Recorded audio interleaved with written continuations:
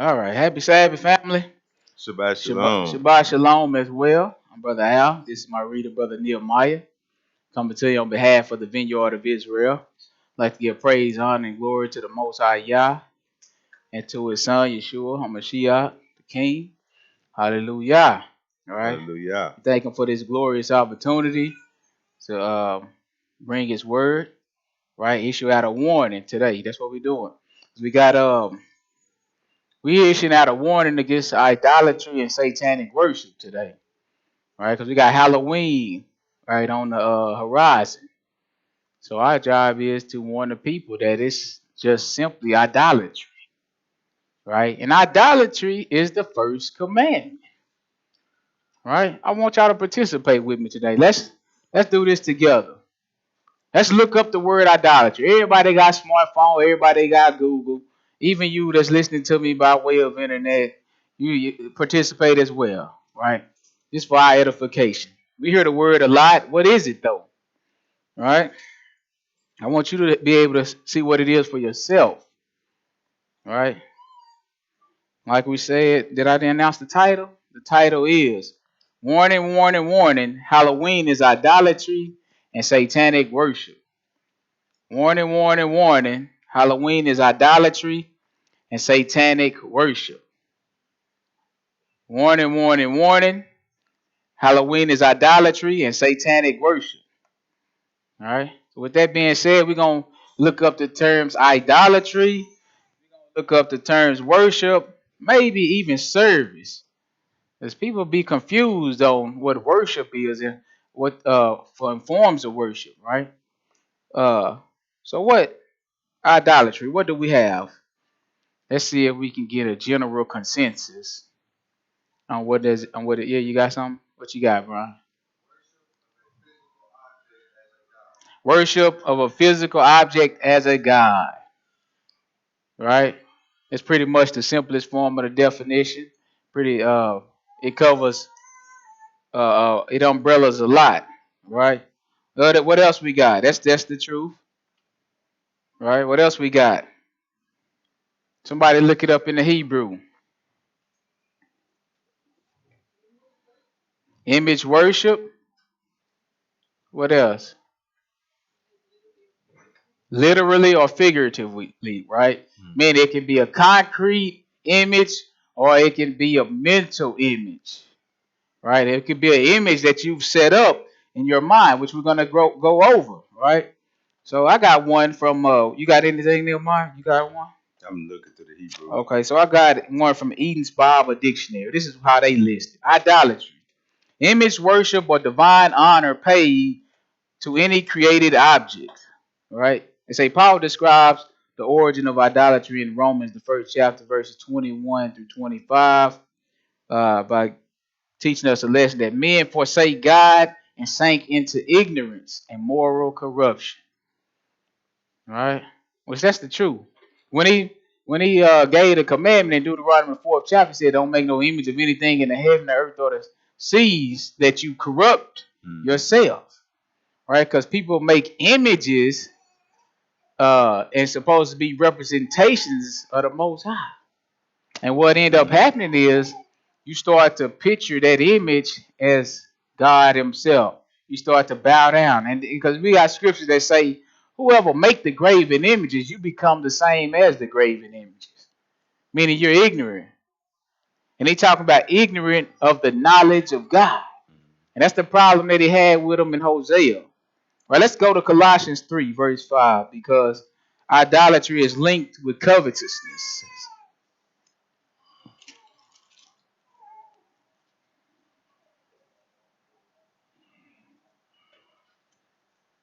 And the Bible gonna tell us clearly right here to mortify, put to death. Colossians 3, verse 5. Hearken to the scripture. Colossians 3 and 5. Mortify therefore your members which are upon the earth. Yes, sir. Fornication, uncleanness, inordinate affection. These things are against the Most High. Right, go ahead. Evil concupiscence. Yes. And covetousness. And covetousness. Which is idolatry. You see that? That's why when he gave the 10 commandments on Mount Sinai, he started out with idolatry and he ended with covetousness. Right? Mm-hmm. So everything in between could be a result of. Right? Idolatry is linked directly to covetousness. Right? If you covet something bad enough, you'll do anything to get it. Right? Right. And that thing can become an idol to you. Right? Right. You'll seek it rather than God. Right. Right? Mm-hmm. Did you ever find or no? Yeah, in the Hebrew it's just it's teraphim, and it's just basically image or idol that someone worships. Right. And let's do worship. All right, let's do worship. Give everybody a chance to look it up. What is worship? Because how you know you worshiping something or not worshiping something, and you don't know what worship is. Mm-hmm. All right, so let's find out what worship is.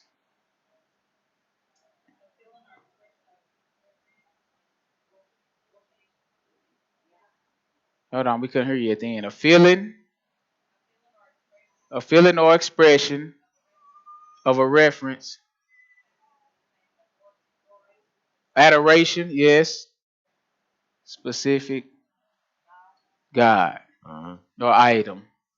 All right, what you got in the Hebrew? It's H7812, and the word is shakah, and it means to bow down, to prostrate oneself before something that's superior and give homage to.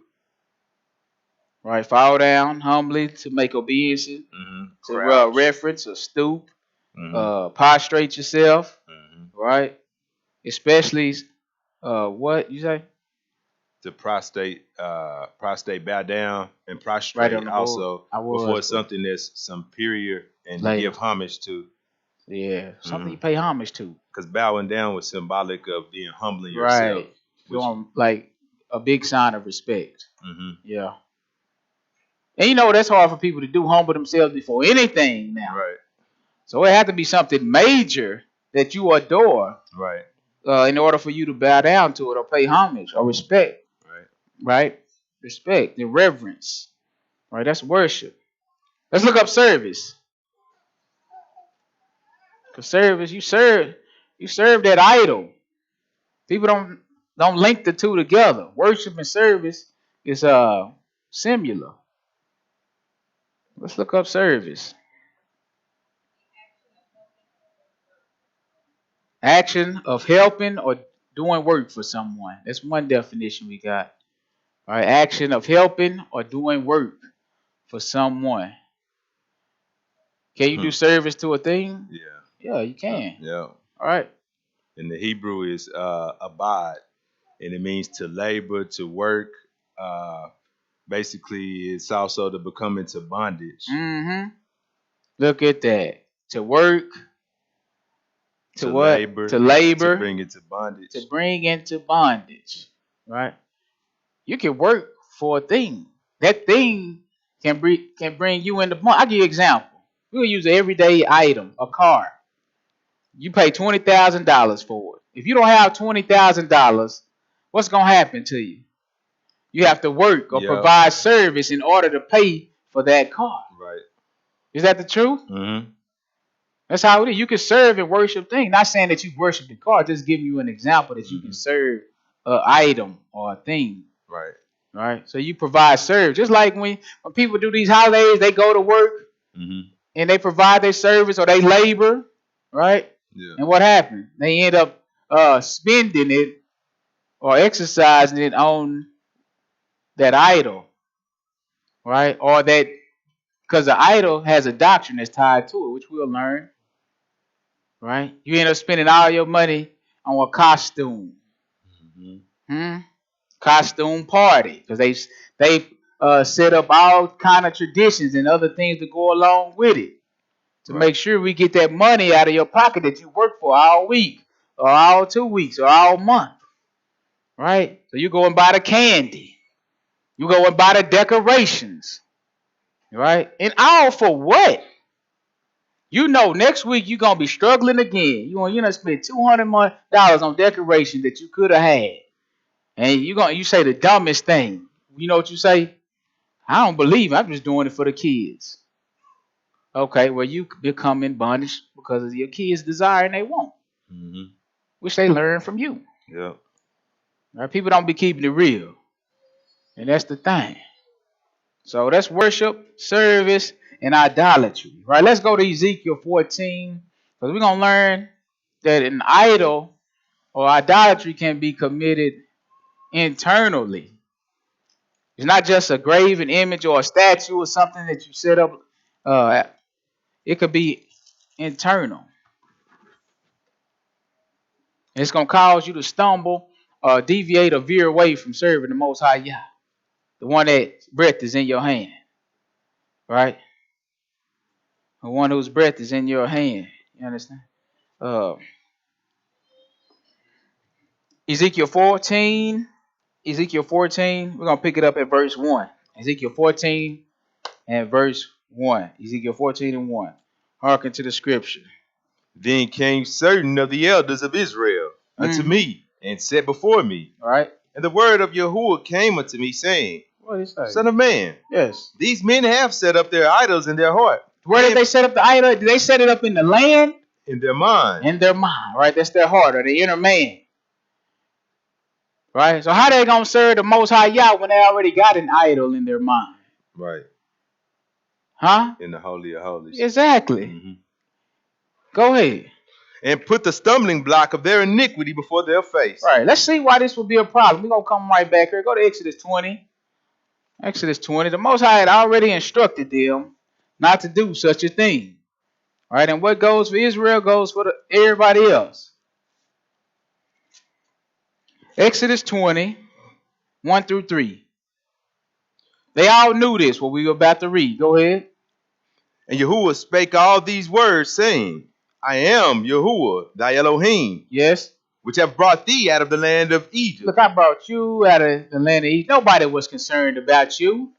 You was in bondage, physically, mentally, right? Nobody even cared. I'm the only one that put forth my hand to bring you out of Egypt. Go ahead. Out of the house of bondage. And this is how it is for you spiritually. He the only one that put forth his hand that can bring you out of bondage, sin, and death spiritually. Other than that, you just living to die. Huh? He said, what did he say again? I am Yahuwah, thy Elohim, which have brought thee out of the land of Egypt, out of the house of bondage. Go ahead. Thou shalt have no other gods before me. Number one command. Yep. No other gods before me. Thou shalt not make unto thee any graven image. You shall not make to thee any graven image. So this is a physical image or one that's on the inside. A mental image. Go ahead. Or any likeness of anything that is in the heaven above, or that is in the earth beneath. Right. Or that is in the water under the earth. Right. Don't make no similitudes. Go ahead. Thou shalt not bow down thyself to them, nor serve them. That's right. That's part of worship, right? To bow down, to prostrate, right? To stoop down, right? Humbly. Oh, and what the definition said in the Hebrew is you could do this figuratively or literally. Right? Go ahead. For I, Yahuwah, thy Elohim, am a jealous God, visiting the iniquity of the fathers upon the children. So that iniquity, that idol, he said he's going to visit you for that. All right? He said go ahead. Visiting the iniquity of the fathers upon the children, unto the third and fourth generation of them that hate me. That's right. Let's go back to Ezekiel 14. So we're just showing y'all let to show you this. That an graven image or an idol, it don't just have to be a statue, right, or a physically set up image. It could be a image that you have internally, which is more damaging than that physical one. Mm-hmm. We can knock that physical one down, but it take hell and high water to get that mental one out. Mm-hmm. Pick it up where you left off. What verse? 3. Okay. Son of man, these men have set up their idols in their heart. Look at that. Where they idol at? In their heart, in their mind. Yes, sir.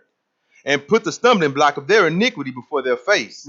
Should I be inquired of at all by them? So this is what's leading and guiding them. All right, go ahead. He said, should I be inquired of at all by them? Go ahead. Therefore, speak unto them and say unto them, what? Thus saith Yahuwah Elohim, every man of the house of Israel that setteth up his idols in his heart or mind, and putteth the stumbling block of his iniquity before his face, and cometh to the prophet. So not only do they do that, they still try to come to hear the word of God. So in other words, they want to eat from both tables. Right. They want to straddle the fence and play both sides. Right. Go ahead.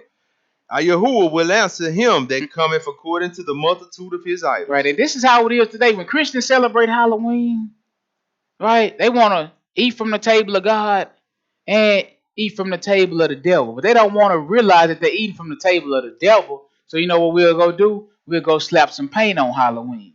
Right? We'll call it Hallelujah Carnival. And we'll call it Hallelujah Harvest Festival. Right? We'll call it Trunk or Treat. Yep. All the time. We still having it at the church. We don't have it at the church for safety. Still Halloween. Harvest Festival. Right? The Most High already got his own Harvest Festival. Huh? Yeah. So they put all these different names on it, but the customs are still the same. Yeah. I passed by a church yesterday. They had a whole pumpkin patch. I said, oh my God, what in the world? Jack-o'-lanterns in the church? Yeah. That's supposed. Where the God at in there? Right. Right, but this is how it is. So you want to eat from play both sides of the field, right? Go ahead. 5. That I may take the house of Israel in their own heart, because they are all estranged from me through their idols. See that? How do you become estranged? Through your idols. Through your idols. So your idol is keeping you estranged from the Most High. It's keeping you separated. You're a stranger to him. Right. Now you know what happened when strangers come before him and they act like they've really been doing it. Go to Matthew 7 chapter. Let's just throw this in for fun. Matthew 7 chapter. I'll let them tell you. Because they still going to call on the name, Lord, Lord, this and that, whatever they want to. They still going to act like they serving the highest. So look, this is what he said out of his own mouth. 21. 7 and 21. Yes. Not everyone that have said unto me, Lord, Lord, shall enter into the kingdom of heaven. Right. But he that doeth the will of my Father, which is in heaven. So the will is to fear God and keep his commandments. Right. Number one commandment he gave you was, thou shalt have no gods before me. Right. Other than me. Right. So what happened is you got an idol, and then you still trying to come and serve the Lord without getting rid of that idol, without repenting. So watch what he's going to say. Go ahead and read. 22. Many will say to me in that day, Adonai, Adonai, yes, have we not prophesied in thy name? Yes. And in thy name have cast out devils. And in thy name done many wonderful works. Yeah. And then will I profess unto them, what? I never knew you. Now, we just found out how you become estranged or a stranger to the Lord. Through what? Your idols. Through your idol. Or idolatry. Yep. And then these people have the same issue. They're saying, Lord, Lord, we doing wonderful works in your name. We casting out devils, but at the same time, we serving our other God too. Right. We ain't getting rid of that idol. And how we know we serving their other God too? Because he said, I never knew you. Who do you not never know? Strangers. You don't know strangers. That's why they call it strangers. Right. And how you become a stranger to the Most High? Through your idolatry. All right, go ahead. 24. Therefore, whosoever heareth these sayings of mine and doeth them, I will liken him unto a wise man which built his house upon a rock. That's right. Those are the ones that's going to get in the kingdom. Want to hear the word and then do the word. Right? Other than that, everybody else, idolaters is going to be on the outside of the gate. Yeah. And that's what we got going on, a dime out of a dime. Yeah. All right, so let's go. Go and get into the lesson. Ephesians 5. Because Halloween is when we think about Halloween, we think about darkness or evil. Like we don't think nothing about light. Right, do we? We don't think anything about something that's good. Only thing we think of is evil, murder, violence, destruction, death. Right? So what does a servant of God, what business does a servant of God have? What business do you have being associated with something like that? None.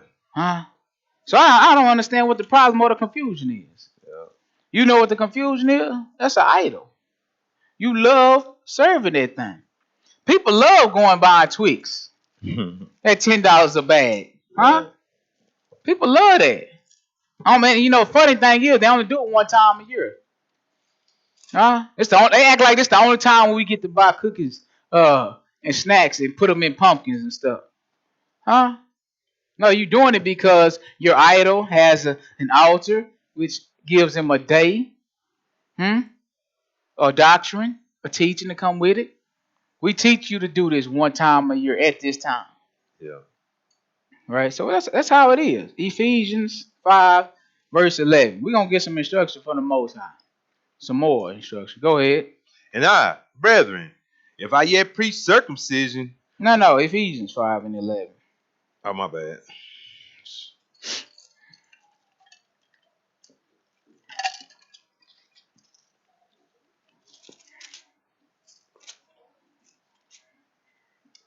Go ahead. And have no fellowship with the unfruitful works of darkness. Have what? Have no fellowship with the unfruitful works of darkness. Now this information ain't for everybody.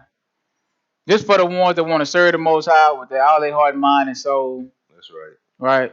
What did he say about darkness? And have no fellowship with the unfruitful works of darkness. Right. You don't have nothing in common.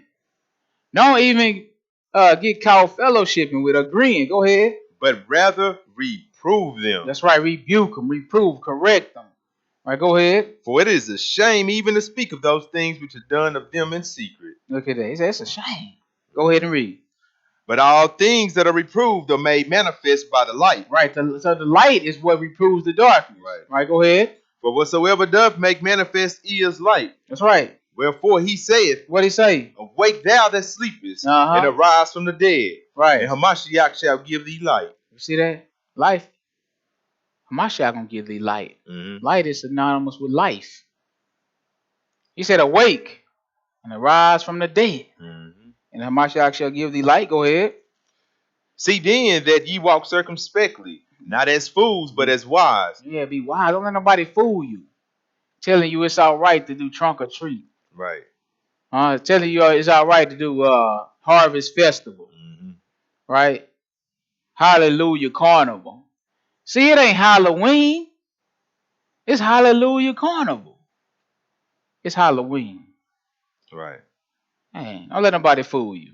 Go ahead. 17. Or 16. Redeeming the time because the days are evil. Right. You said redeeming the time because what? The days are evil, right? So evil is the new norm. Yeah. That's why it's no big deal. That's why these things have made their way or penetrated into into the Christian church, right? Christian is supposed to mean Christ-like.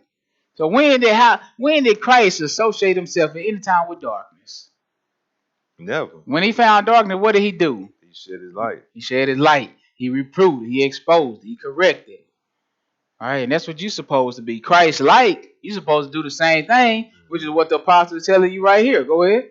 17. Wherefore be ye not unwise. That's right. But understanding what the will of Yahuwah is. That's right. His will is don't have any other gods before me. Go ahead. And be not drunk with wine, wherein is excess, but be filled with the Ruach. That's right. He said, don't be drunk with wine, but be filled with what? The Ruach. Yes, or the Spirit. Huh? How you gonna be filled with the Spirit and you filled with idolatry? You can't. You can't do them both. Right, let's go to 3 John. 3 John. Man, been nothing. 3 John, verse 11. You mean John 3? No, I said 3 John. The 3rd epistle of John. Pick it up at verse 11. Hearken to the scripture. Beloved, Uh-huh. follow not that which is evil. You see that? Just because everybody doing it. Yeah. Shoot, I'm giving you instruction. My sheep know my voice. They hear my words. Don't follow that which is evil. Go ahead. But that which is good. Yeah, you follow that which is good. Go ahead. He that doeth good is of Elohim. You see that? But he that doeth evil have not seen Elohim. Wow. You don't know him. Go ahead. Demetrius. Oh, no, that's good. Okay. Let's go to Exodus 23. Just verse 2. He that doeth good is of Elohim. Exodus 23, verse 2. He said, don't follow after evil, didn't he? Right. But follow that which is good. He that doeth good is of Elohim, or of God. All right. So once again, the question is, what purpose does someone who serve God have celebrating Halloween? Verse 2. Thou shalt not follow a multitude to do evil. You hear that? It don't make no difference. Yeah. Because the whole world doing it. Yeah. But my servant, they don't follow a multitude to do evil. A multitude dozen. is a lot of people, right? Yeah. It's always going to be majority doing wrong. Yep. Huh? Yeah. But his word, his instruction is for the few that will actually listen Right. and hearken and obey it. Right? Right. So don't follow multitudes to do evil. That's good advice for every lesson. Go ahead. Neither shalt thou speak in a cause to decline after many to wrest judgment. That's right. Let's go 1 Thessalonians 5. So he's telling us to refrain from evil. See, you really it's part of purging. Shouldn't be stepping out, crossing the fence, back and forth, crossing the fence, back and forth. No. Make up your mind and be solid at where you stand. That's right. Right. 1 Thessalonians 5, verse 21. Hearken to the scripture. Prove all things. And do what? Hold fast that which is good. That's right. You know, a lot of people that say they serve God, this is their biggest problem. Yeah. They ain't proving all things. When they do, they still hold fast to lies. They still don't dispel the lies and hold fast to that which is good. Right? That's biblical. When Israel come into what they call the truth, once they being in it for a while, they'll find out that they've been lied to, and they'll still hold on to that lie. Yeah. Utter ridiculousness. All right, go ahead and read. But that ain't what the Bible say. It say prove it, and then hold on to that which is good. And then what else did he say right after that? Abstain from all appearance of evil. He said what? Abstain from all appearance of evil. Now on the surface, let's just look at the surface of the thing. On the surface, does Halloween appear to be good or evil? Evil. So what you supposed to do, according to this chapter? Abstain. Yeah. From all appearances of evil. Go ahead. And the very Elohim of peace sanctify you wholly. Look at that. Once you do that, then the Elohim of peace can sanctify you. Talking about your whole being. Right. Now you can be a vessel that's meet for the master's use. And he can dwell with you. Yeah. And he can reside with you. Other than that, he don't have time for back and forth. Wishy-washy, windshield wiper. He don't have time for that. It's him or the idol. Exactly. Make up your mind. It's like who was that? Elijah. He said if God is God, serve him. Yeah. He said if Baal is God, serve him. Any other, make up your mind. Serve whoever the true and living God is. Go ahead. And the very Elohim of peace sanctify you wholly. And I pray, Elohim, your whole spirit and soul and body be preserved blameless until the coming of our Adonai, Yahushua HaMashiach. That's right. How you gonna be preserved blameless and you celebrating Halloween, which you've given an occasion for someone to accuse you? You participate in devil worship? You know what they're gonna say? I thought you said you was this.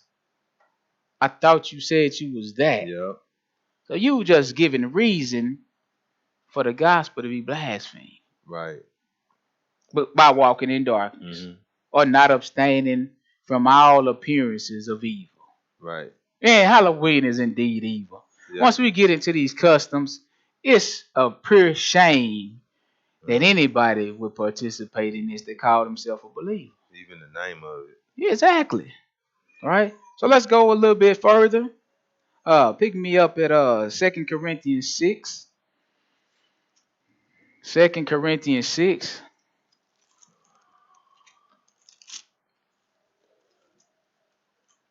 We'll start at 14. 2 Corinthians 6. Be ye not unequally yoked together with unbelievers. Right, just like light and darkness. Yep. Good and evil. Huh? Go ahead. For what fellowship have righteousness with unrighteousness? Right, you know what he's telling? This Amos the 3rd chapter, verse 3. How can two walk together except they agree? So, only reason you celebrate Halloween, I already know, is because you agree. I know you're saying it's for the kids, but you agree with it too. Else you wouldn't do it. Yeah. You're the one teaching them it's okay. I said it, yeah. Right? So don't be unequally yoked with unbelievers. Go ahead. And what communion hath light with darkness? Exactly. The light is supposed to expose the darkness. They don't have any agreements. All right, go ahead. And what concord hath Hamashiach with Belial? All right, what fellowship do Christ have with the devil? Or what part have he that believeth with an infidel? What part do a believe? What we have in common? Someone that believes with somebody that don't believe. What we have in common?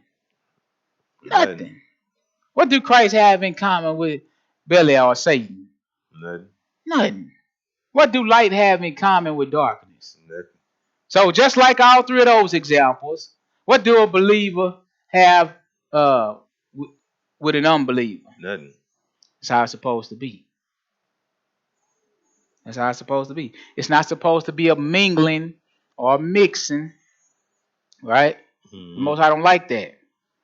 Not supposed to get a satanic custom and then bring it into the church and say it's okay now because we rename it. See, that's deception. Yeah. That's deception at its high. And the only reason you can deceive people because they sleep. People sleep. People already got idols in their mind. That's why when you bring in another idol, they don't recognize it. We already estranged from God. It's no problem. Some people got many idols. It's no problem for you to bring in Halloween. I already had an idol. I'm good. I already didn't fully believe. Yeah. I don't see nothing wrong with bobbing for apples. So you mean to tell me I can't get candy just because it's October 31st? That's their excuse. Foolishness. Yeah. They just come with foolishness. Yeah. Ridiculous. That's because they love it and they agree with it and they want to do it. Right? That's all it is to it. You finished that? What verse you at? 16. And what agreement hath the temple of Yahuwah with idols? Look at that. For ye are the temple of the living Yahuwah. Right. And so this how it is.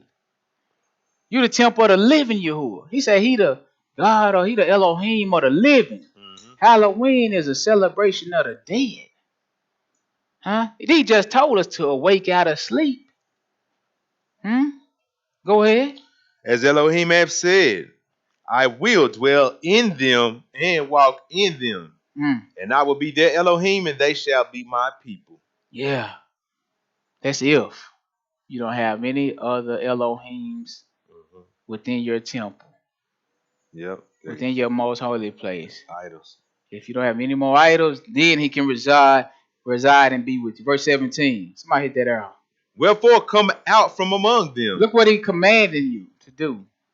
Come out from among them. No, mingle in with them. Come out from among them. Just do what they do. Come out from among them. It's cool. Come out from among them. Don't this sound like don't follow a multitude to do evil? Yeah. Come out from among them. And be ye separate. Yes. Saith Yahuwah. And touch not the unclean thing, and I will receive you. Then I will receive you. Right? Let's go to 1 Corinthians 10. I don't know what you're tripping for. It's just a day. Let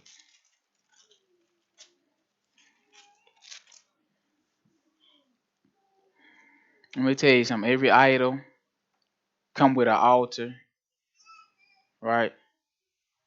But you gotta agree in order to be a partaker of that altar. Like a covenant. Now, what you mean, an altar? What happens at the altar? Sacrifice. Exactly. Sacrifice. You gotta be up. You gotta agree in order to participate. Right. At the altar, at the sacrifices, they put that on the table. You there? Yep. 1 Corinthians 10. Pick it up at verse 14.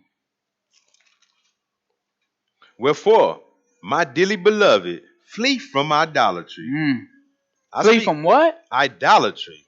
This is our instruction all the way. Just do it on the 31st of October. Flee from idolatry. Yes. I speak as to wise men. What you mean? Judge ye what I say. Look, he just told us to walk wise. Because the days are evil. He say be circumspect. Yeah. He said, I speak to wise men. Judge ye what I say. Understand what I'm telling you. The cup of blessing which we bless is not the communion of the blood of Hamashiach. Right? Is it not the communion of the blood? So what he say? So he what he's doing, which we're gonna do time and time again in the list. He's gonna compare service of the true living God with idols. Right. So now we're dealing with the body of Christ. Right? How do we participate in that body? Now he's trying to tell us the bread which we break, right? Is it not his body? So don't we participate? So in other words, what happened when we break bread? Making a covenant. Yeah, he gave a sacrifice, right? Yeah. He gave a sacrifice on that altar, right? And if you don't agree, you're not going to participate in it. But if you agree and you accept it, what's going to happen? You're going to participate in that. Through your actions. Yeah. Right. So the altar come with a sacrifice. Right. Right, which come with a teaching in order to understand what's going on. Which leave you with a choice to make whether you're gonna participate or not. Right. So this is even dealing with the Most High, y'all. So it's the same way on the opposite side. What he gonna tell you? Go ahead. 17. For we being many are one bread and one body. Because we partaker in it.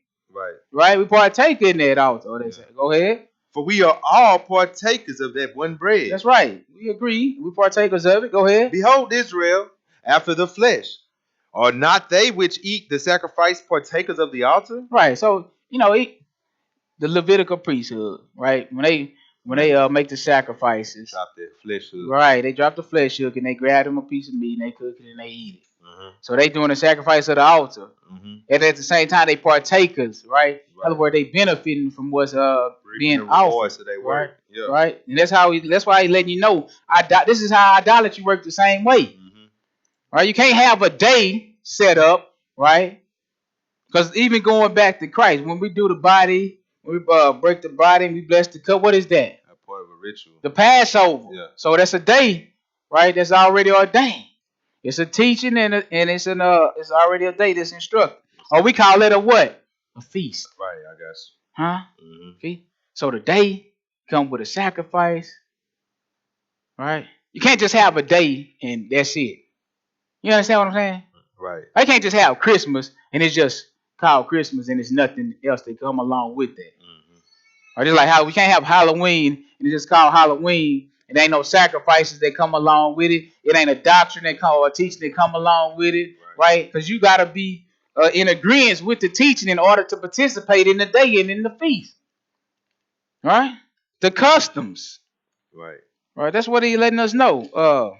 What verse we at? 19? 19. Yes. What say I then? What you say? That the idol is anything? Right. Truth be told, y'all, it's only one God. Yeah. It's only one Elohim. Right? See, an idol ain't nothing. Right. An idol really is nothing. Right. You have to set it up. Right? You have to create the teaching that comes along with it. You have to create the sacrifices that come along with it. Right? So somebody had to create Halloween. They had to create the teaching of it. They had to create the customs that come along with it. It ain't just pop out of the blue. And then people have to agree with, yeah, la, la, la. Right? And then once you agree, then you'll participate, which we call it you joining yourself to that altar. That's what he's telling you. Or you joining yourself to the table of that sacrifice. Right? Go ahead. What say I then? What you mean? That the idol is anything? It's really nothing. Or that which is offered in sacrifice to idols is anything? It's really nothing. At the end of the day, it's really nothing. Right. But it's the people that give it the power. Right? Go ahead. But I say that the things which the Gentiles sacrifice, they sacrifice to devils. You see that? The things which the nations or the people sacrifice, they sacrifice to devils. They don't sacrifice it to God. They sacrifice to devils. Go ahead. And not to Elohim. Look at that. That's why I don't follow a multitude to do evil. You don't have any concord or fellowship with unbelievers. Right. Because they sacrifice to devils. If you join yourself to that sacrifice, you're participating in satanic worship. Right. You're indulging in the idol. You're indulging in the teaching, the sacrifice, the table. How do you think that's gonna make the Most High feel when he's giving you all this instruction not to do that? Right. Now go ahead. And I would not that ye should have fellowship with devils. Look at that. See, people don't look at it like that. Man, I ain't serving no devils. I'm just doing Halloween. Right. I'm just buying Twix because they 10 for 10. Huh? That's all I'm doing. Nah, you buying Twix because it's on Halloween. You ain't bought Twix all year. Because somebody told you that because you finna put them in that little bucket and put it outside. Right? Customs. Come on. 21. You cannot drink of the cup of Yahuwah and the cup of devils. And that's the whole game. You can't straddle the fence, can't be lukewarm. You can't come over and play with Satan and then try to slide back over into the Most High. It's not going to work. Go ahead. You cannot be partakers of Elohim's table and the table of devils. You understand that? Just like when he said, thou shalt have no other gods before me. I'm the one who did this for you. All right? This is a big problem all throughout the scriptures, though. Idolatry. It's been a big problem throughout history. All right? Come on. Do we provoke the Adonai to jealousy? Remember when he gave him the commandment about idolatry? He said, I'm a jealous Elohim. Yeah. I visit the iniquities of what? Children. Of the fathers upon the children to the third, fourth generation. Go ahead and make me mad. Go ahead. Are we stronger than he? No, we ain't stronger than him. Go ahead. All things are lawful for me, but all things are not expedient. Well, everything ain't good for you just because it's lawful. Go ahead. All things are lawful for me, but all things edify not. All things don't edify. Let no man seek his own, but every man another's will. That's good. That's good. So you can't just say I'm just doing this without agreeing and participating in the teaching and the sacrifices that come with it. And the day that's set up, that's given to give homage to that thing. All right, let's look at it because we're going to deal with idols a little bit. Isaiah 44. Can't partake in the cup of the Lord and in the cup of idols.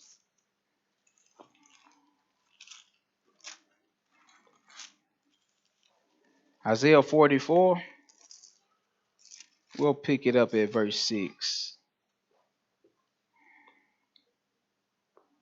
Hearken to the scripture. Thus saith Yahuwah, the King of Israel, and his Redeemer, the Adonai of hosts. What did it say? I am the first, and I am the last. And besides me, there is no Elohim. That's right. So, think about that. What need would it be to serve an idol? What need would it be to practice idolatry? Because anything less is not even real. Go ahead. And who, as I, shall call and shall declare it. Like, who can do what I'm doing? Which one of them little teraphims that you set up can do what I do? Who can cause something and make it come to pass? Nobody. All right, go ahead. And set it in order for me, since I appointed the ancient people. Right, what else? And the things that are coming and shall come, let them show unto them. Right, which one of them little idols can tell the things that's going to come? Right. If they can, he said, let them show it. Go ahead. Fear ye not, neither be afraid. Right. Have not I told thee from that time and have declared it? Ye are even my witnesses. Is there no Elohim besides me? Right. Yeah, there is no Elohim. I know not any. So this is why the apostle can come and say, ain't no God, but an idol is nothing. Right? Idol is nothing. No gods besides him. Go ahead. None. They that make a graven image are all of them vanity. Look at that. So the ones who make it and set it up, they are worthless. Right. Go ahead. And that delectable things shall not profit. Right. So the things that they desire the most, he says it's not going to profit. It don't have any profit. Go ahead. And they are their own witnesses. And that little old idol is a witness against you. Go ahead. Right. They see not nor know that they may be ashamed. Like them idols you make, you can make them with eyes and ears and a brain, and it can't see, think, or hear. It can't be happy or ashamed. Go ahead. Who have formed the Elohim? Look at that. Or molten a graven image that is profitable for nothing. That's what you're making it for. The benefit that you got coming from this thing is nothingness. Yeah. Go ahead. Behold, all his fellows shall be ashamed. Look at that. And the workmen they are of men. The one who make it, he come from men. Right. Go ahead. Let them all be gathered together. Let them stand up. Yet they shall fear, and they shall be ashamed together. The smith with the tongs, both worked in the coals, and fashioneth with the hammers, and worketh it with the strength of his arm. Right. So he just giving you the rundown on how much effort these people put into making these idols. Right. These graven images. Right. Right. Go ahead. Yeah, he is hungry, and his strength faileth. So he worked so hard, he started to get tired. His strength faileth. Go ahead. He drinketh not water and is faint. I mean, he's so dedicated to his work. He going without water. Yeah. And he thirsty. Go ahead. The carpenter stretches out his rule. But you know why people would do this, though? The ones that's really smart. They would take these idols. But these will be what we call merchant men. So they would take these idols and they would use them to pimp the people. They'd use them as front men to pimp the people. Right? Because the real idols of the nations, which we're going to read, is gold and silver. In other words, show me the money. I know my education is a little more higher than yours. I know I can beguile you. So you know what I'm going to do? I already got the idol, the image. This is why I need a teaching and a day to come with it. Right? So that I can get you to participate and believe, right, and go along with the rituals so I can get the money from you. Because people will give money to their God. They'll pay homage to their graven image. Right. But I need to be the one on the other side that's benefiting from all the sacrifices that you bring into it. Checkmate. It's a game that's worked for centuries. Bring me the little gold and silver to this temple. You know what people will do? They'll kill another person. They got so much homage and respect and reverence for these idols and these images and these other gods and goddesses. They'll kill you. They'll kill a person in order to use your blood to sacrifice. So don't tell me they won't get your money. We'll spill your blood. They're so powerful. Why do you think it's the first commandment? These idols are so powerful. People will slide their children and sacrifice their children in fire unto them. And you know what they're doing it for? So the idol can bless them. In other words, they're doing it for a benefit. From that idol, they can't see, that they got to work this hard for. They can't hear. I'm talking about it's just, like he said, it's vanity. Go ahead. What verse we at? 13. Okay, 13. The carpenter stretcheth out his rule. Yeah, his ruler. Yeah. He marketed it out with the line. What he do? He fitted it with planes, Mm-hmm. and he marketed it out with the compass, Right. and make it out of after a figure of a man, Look at that. according to the beauty of a man, Mm-hmm. that it may remain in the house. Look at that. Set up his little graven image, his little terrafilm.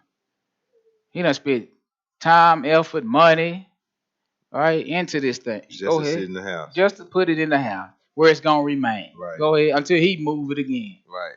If it was a God, why can't you move on? Yeah. Why do I have to tote you? Yeah. Huh? Go ahead. He hewed. That's funny. He hewed him down cedars and taketh the cypress and the oak, which he strengthened for himself among the trees of the forest. He planted an ash, and the rain doeth nourish it. Mm-hmm. Then shall it be for a man to burn, for he would take thereof and warm himself. Yeah, he kindleth and baketh bread. Yeah, he maketh the Elohim and worshipeth. Look at that.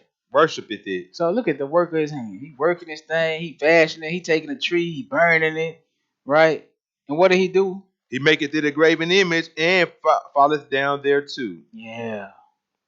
Look what else he did. He burned part thereof in the fire. You see that? He benefited. He sacrificed. Benefited from it. Burning part in the fire. With part thereof he eateth flesh. Look at that. With part thereof he eateth flesh. That's the sacrifice. Mm-hmm.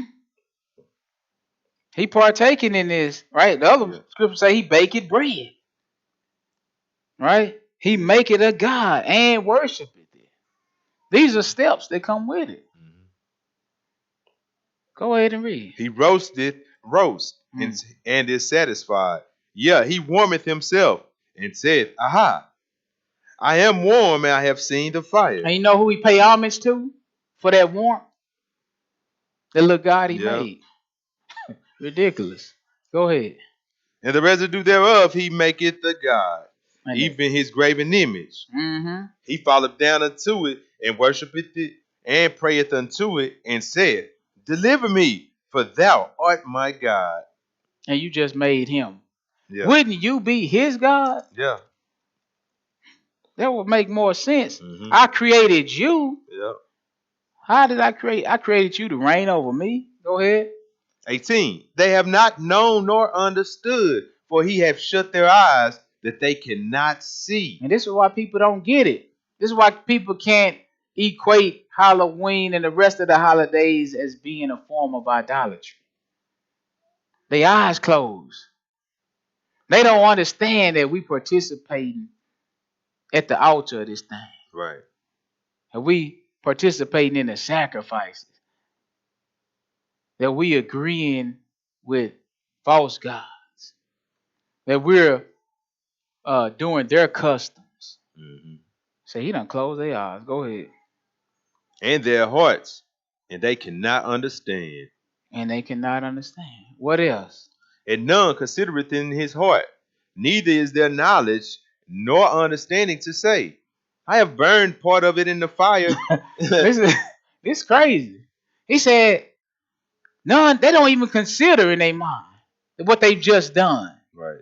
All right. They don't even consider that I just burned part of this idol in the fire, this God in the fire. Go ahead. Yeah. Also have I baked bread upon the coals thereof. That's right. I did that. I'm the one baked bread. They don't consider this. Go ahead. I have roasted flesh and eaten it. Or shall I make the residue thereof an abomination? Mm-hmm. Shall I fall down to the stock of a tree? That's what's happening. We're using the tree here, but the practice of idolatry, this is how it works. They don't even consider. It's a blind spot. Go ahead. He feedeth on ashes. A deceived heart hath turned him aside, that he cannot deliver his soul nor say. You see that? What kind of heart he have? A deceived heart. Can he deliver his soul? He cannot deliver his soul, nor say, Is there not a lie in my right hand? Look at that. He can't even look up on that idol and say, this is false. This is false. So once you get so deeply involved in this, it is dangerous. Then I reprobate. Yeah, it is dangerous. So that's why he tell us this. Jeremiah 10.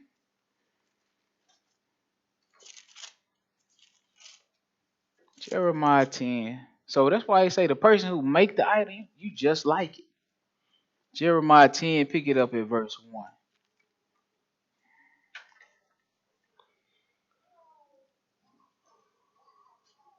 Go ahead. Hear ye the Deborah word which Yahuwah speaketh unto you, O house of Israel. Yeah. Thus saith Yahuwah. What did he say? Learn not the way of the heathen. So did the Most High teach them Halloween? Nope. So it's the custom of the people. Yep. It's the ways of the heathen. Right. I don't want you to learn that. Right. Go ahead. And be not dismayed at the signs of heaven. Yeah, don't be astonished at them, the signs of heaven, right? Go ahead. For the heathen are dismayed at them. Yes. For the custom. So they, you know what happened? They end up paying homage to them and worshiping them. Right. Right, making gods out of them. Mm-hmm. Right, so that's what the heathens do. Go ahead. For the customs of the people are vain. That's the truth. All them little idols and idol customs, they vain. Mm-hmm. No matter which one it is. Right? Mm-hmm. Go ahead. For one cutteth the tree out of the forest, mm-hmm. the work of the hands of the workmen with the axe. Right. They deck it with silver and with gold. They fasten it with nails and with hammers, that it move not. All right, so look what once again, dealing with the idol, the man got to cut it down. Mm-hmm. The man is performing the work. Mm-hmm. Right, drop down to verse 10. Go ahead. But Yahuwah is the true Elohim. Look at that. So why not worship him? Right. If he's the true Elohim, what's the point of making an idol, putting in all this work and dedication, and it still can't hear you or save you when you got one that's true? Right. And look how he is in comparison to these idols. Go ahead. He is the living Elohim. Okay. Now, do the idols live? No. Do them little gods live? No. You the one created them. But now this the Most High, he said, you the living Elohim. Go ahead. An everlasting king. Everlasting king. Everlasting ruler. Go ahead.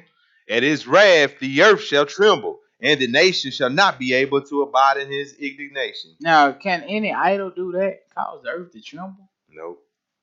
What kind of indignation do they have? Nothing. No, the people got to do everything. Mm-hmm. All right, go ahead.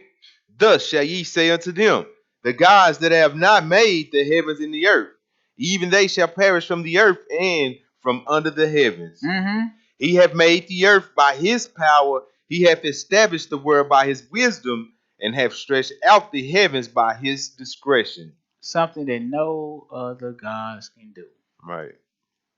He said he done made the world by his wisdom. He said them other little old idols, he said they gonna perish. Right. All he got to do is get angry a little bit. Mm-hmm. They gonna perish, and the people who made them gonna perish right along together. All right, that's how it is. Matthew the 6th chapter.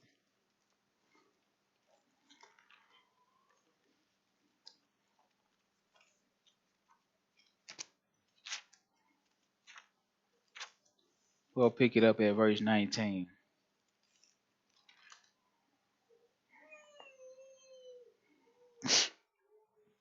Matthew the 6th chapter, verse 19. Hearken to the scripture. Lay not up for yourselves treasures upon earth, mm-hmm. where moth and rust doth corrupt, and where thieves break through and steal. Go ahead. But lay up yourselves treasures in Shamaim, mm-hmm. where neither moth nor rust doth corrupt, right. and where thieves do not break through nor steal. Right. For where your treasure is, there will your mind or heart be also. That's the truth. So you see why they make them idols? Why them look up? That's where they treasure is. That's where they mind go after. Mm-hmm. That's how a man can work so hard on his idol till he starts sweating and be at the point where he about to faint. Mm-hmm. That's why he can come up with a day to go along with the idol. Yeah.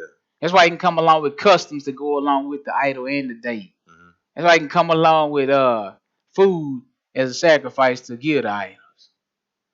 Go ahead. 22. The light of the body is the eye. That's the mind. What happened? What about it? If therefore thine eye be single, thy whole body shall be full of light. Yeah. But if thine eye be evil, thy whole body shall be full of darkness. That's the truth. That's the only way it works. Yeah. A good tree gonna produce good fruit. An evil tree gonna produce evil fruit. It ain't no fence straddling. Right. The reason why you try to serve God and idols is because your eye is not singular. Mm-hmm. You full of darkness. So even the light that you do is darkness. Right. You operate in deception. Go ahead.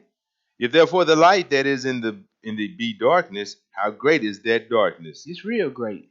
This how great it is. Go ahead. No man can serve two masters. You can't eat from the table of the Lord and the table of devils. No man can serve two masters. Just because you put it in your church building, that doesn't make it holy or righteous. It still come with abominable customs. The origin of it, you still didn't change the origin. It don't have anything to do with the Most High. Go ahead. You cannot serve Elohim, or else he will hold. No man can serve two masters, for either he will hate the one and love the other, or else he will hold to the one and despise the other. That's the truth. And that's an idol in any form. This is why people have a hard time serving God. No matter if they're dealing with Halloween or whatever other idol they have, sports, right, or movie stars, or music stars, or even the lifestyle that they've created. Mm-hmm. Those things are more powerful. Idolatry is very powerful. That's why he warned us about it so many times. He don't want you to get caught up in it, because it's hard to overcome. Mm-hmm. No man can serve two masters. Come on. You cannot serve Elohim and Mammon. Mammon as well. That's a big one. Yeah, it is. People die trying to get rich. Mm-hmm. They don't die trying to serve the Lord or get salvation. Yeah. They die trying to get rich. That's an idol. You work so hard, you faint. You just like the man that cut down the tree without getting any water. Right. You work so hard, you faint. So no man can serve two masters. Let's see how the Most High feel about idolatry. So that means that they doing all their work, they'd rather take care of the idol than themselves. That's the truth. You treat the idol better than yourself. Yeah. Numbers 25.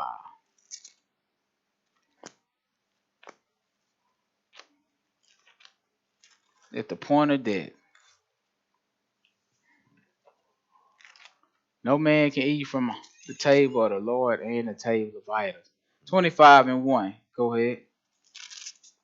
And Israel abode in Shittim, and the people began to commit whoredom with Sorry, go ahead and finish that out. They began to commit whoredom with the daughters of Moab.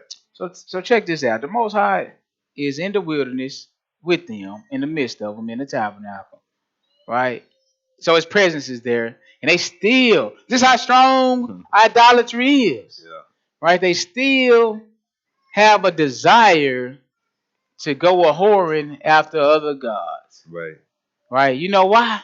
Because this stuff be fun. Right. It be fun, and they come with teaching. Right. They look like they just having a joyous time. It's easy. It don't require no work. Right. Laughing and playing. That's the only thing we have to be concerned about when we serve idols. So what did the people do? These guys' own people. They went a whoring with the daughters of Moab, right? What happened? How did they go whoring? Give me an example. They called the people unto the sacrifices of their gods. Look at that. So every god got a sacrifice. Mm-hmm. Huh? So every guy got a day that he want to be paid homage to, or a special celebration, or a feast, huh? Or a table set up for you to come eat at. Right. All right.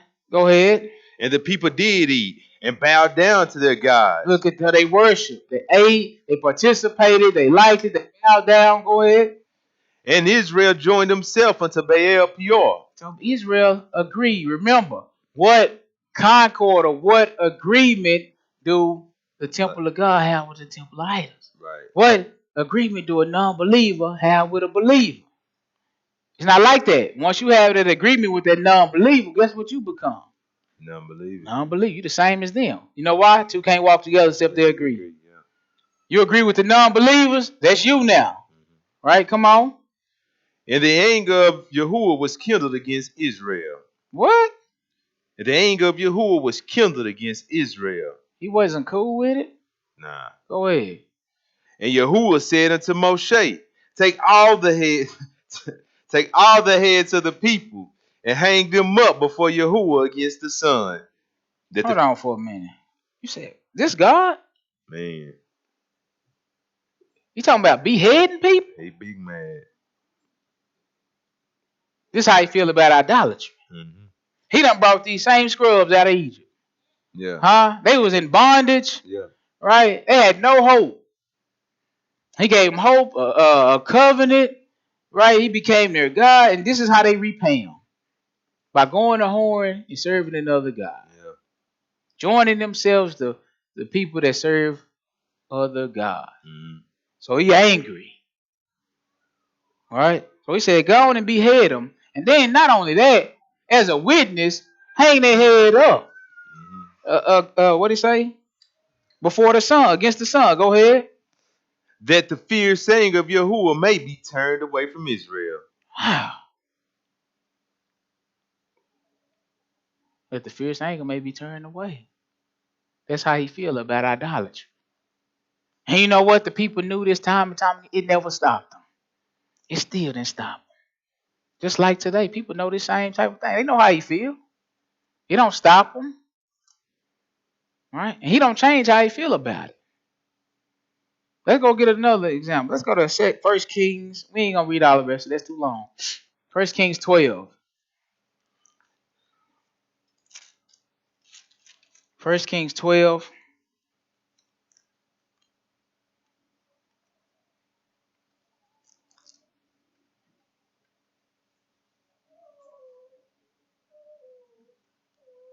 Verse 25.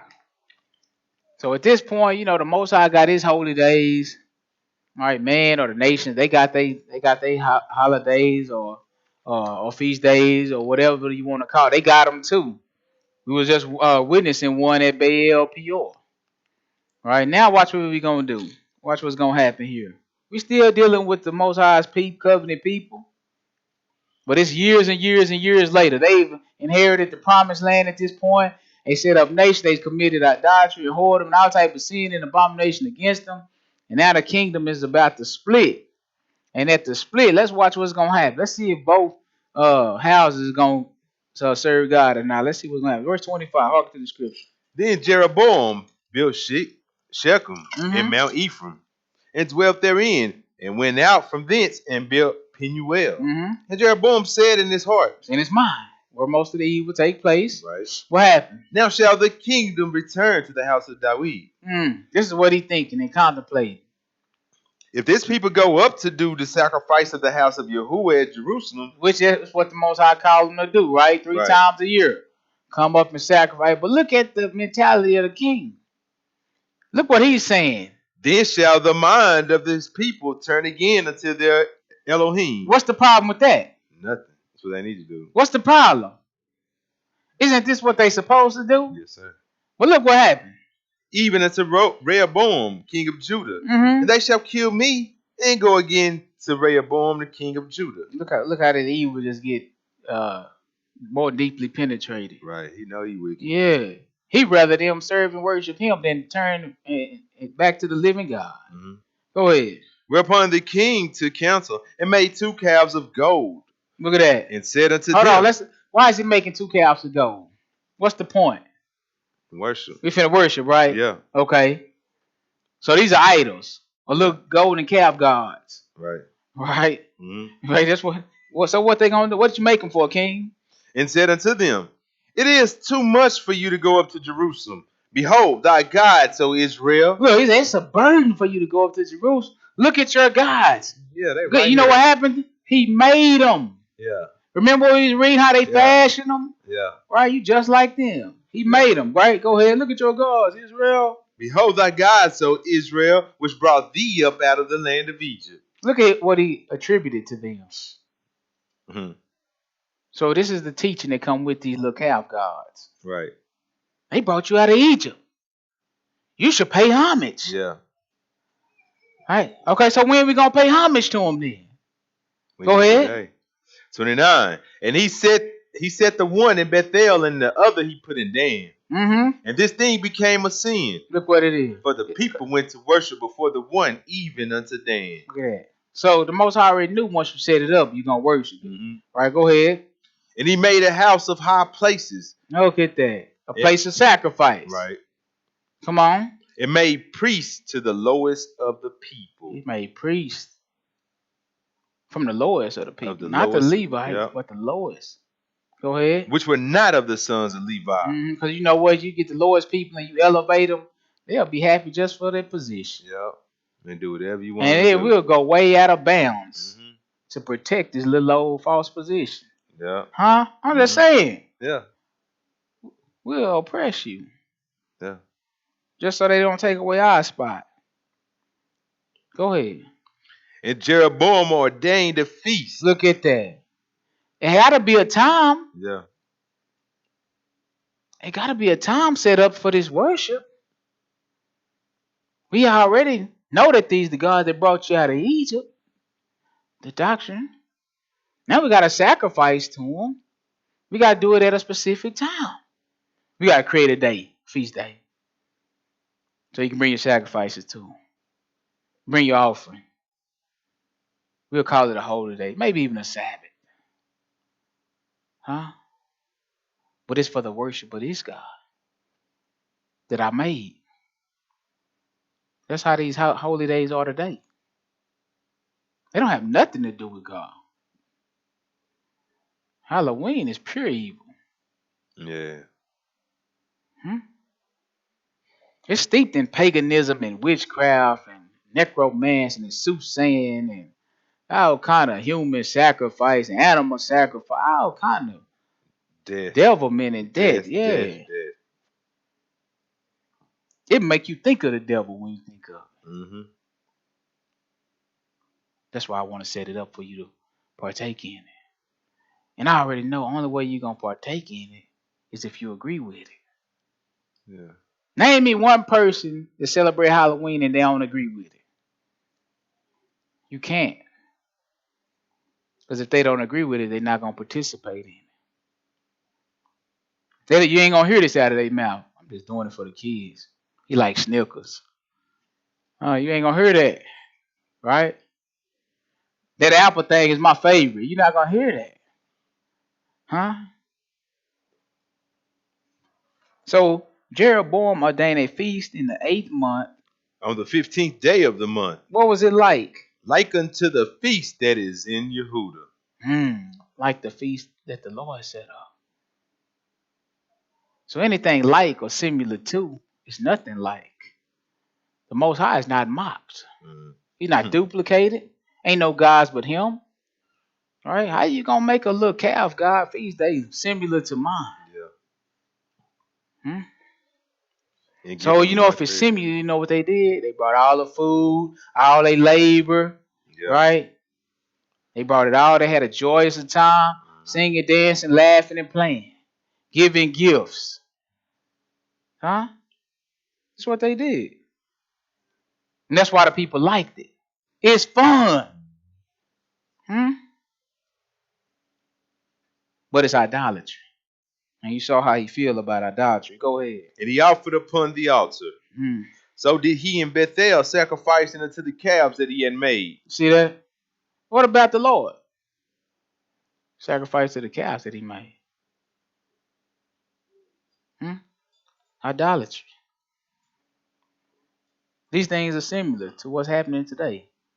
All these little days are created with a God for you to serve, for a teaching to come with it, and for an idol for you to participate in. For an altar for you to participate in. Once you do that, you've just joined yourself to these things. And the only thing, you're going to do that, and you're going to deceive yourself, because you're going to try to slide back over and still serve the Lord. While, without repenting. All right, so when the next holiday comes around, you're going to do the same thing. You're not going to get rid of that idolatry. You're going to keep doing it. You're going to still come back and try to serve God. And you got a whole plethora of idols. One for each month at least. And you're going to do it and you're going to still try to serve the Lord. And he's going to be like, "What? Your name is what?" "Nah, I never knew you. I made you? I never knew you. You're not my sheep. You Santa Claus sheep. You sound Sam, what is his name? Sam Hain? Huh? You his sheep. Hmm? You ain't mine. I never knew you. Why? Because that idol keep you estranged, right, from the Most High. That's why he don't want you doing it. And it's so powerful. It's so powerful. Go ahead. What verse? So did he in Bethel, middle 32, sacrificing unto the calves that he had made and he placed in Bethel the priests of the high places which he had made. Now, what's the priest for? Make sacrifices. Exactly. How they gonna make sacrifices if the people don't bring them to him? Exactly. The whole doctrine created. Exactly. Go ahead. 33. So he offered upon the altar which he had made in Bethel the 15th day of the 8th month, even in the month which he had devised of his own mind. So, did some other man create Halloween, or did the Most High? Some other Is man. it Halloween in the Bible? No. So somebody else made it originally. Mm-hmm. So somebody dreamt this up in their own heart. Well, I wonder what kind of imagination they had. Probably wicked. Wicked imagination. Yeah. Go ahead. Finish that. And we'll ordained a feast unto the children of Israel, and he offered upon the altar, and he burnt incense. Wow. So it's a tradition. Let's go to Matthew 15.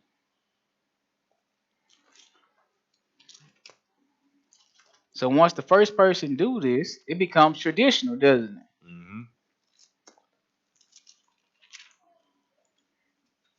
Let's see if traditions do the same thing to the mind to separate you from God as idols do. Verse 1. Then came Yeshua. Mm-hmm. Then came to Yeshua scribes and Pharisees, which were of Jerusalem, saying, What they say? Why did thy disciples transgress the tradition of the elders?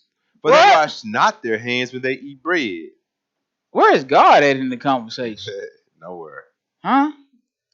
Why do your disciples transgress what? The tradition of the elders.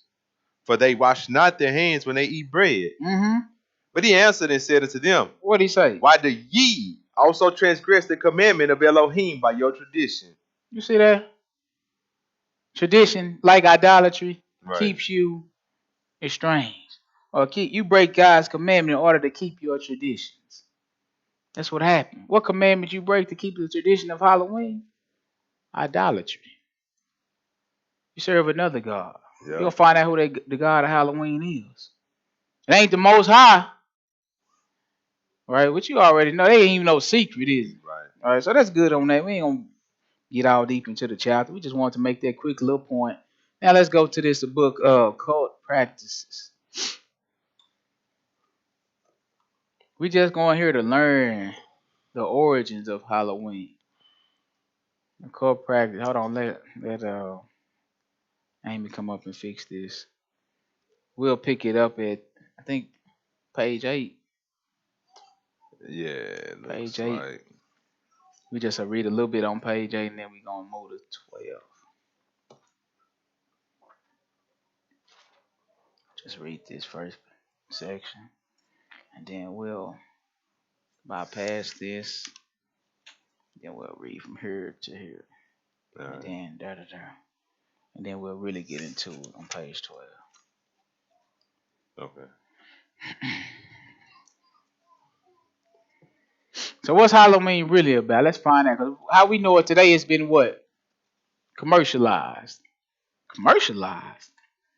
I gotta make money off your ignorance. That's right. Huh? Merchant men. Merchant men. Yep. Businessmen. We gotta make money. We see the folly in it. Mm-hmm. My kids ain't buying Snickers. Mm-hmm. We gotta make money off of you, bro. Finesse. Yes. You there? Yo, hold on. You ready? Okay, yeah. We're gonna read this first couple of paragraphs. This is the code. What is it called? The code? The code. Holidays or God? Holidays. Holy days. Yeah, it's holy days. Which? Make a choice. Yep. What chapter? Chapter 2, page 8. What's talking about? The occult origins of Halloween, heathen gods and goddesses. Look, occult means hidden knowledge, concealed. Right? The occult what? Origins of Halloween. What is it? Every year, hundreds of millions of people throughout the world celebrate Halloween. It's a lot of devil worshippers. Yeah. Yeah. Go ahead. During this celebration, children put on costumes or disguise themselves. They walk through neighborhoods, knock on doors, and speak the words trick or treat, expected to receive candy or money. All right. Many churches are involved. Uh-oh. How they get confused like this? Many churches are involved. I changed the name. Yeah. Harvest Festival. Right. Hallelujah Carnival. Yeah. Ridiculous. I know it's about 5 more I'm missing. I wish I could name them all. Go ahead. Many churches are involved. Yes. Sponsoring Halloween. Sponsoring Halloween parties. You know what they sponsor? What they say is who they sponsoring them for? He said the children. Are they doing it for the kids? They doing it because they agree with it. They using the kids as a scapegoat. Two, that's what the Bible say. Two can't walk together except they agree. Only reason you having a Halloween party in the church is because you agree with it. Yes, that it ain't bad. It's no, it ain't good. I can't even say that. Go ahead. Many churches are involved, sponsoring Halloween parties for children, complete with costumes, games, and apple bobbing contests. So they still got all of the customs. Yes. Right? They ain't changed.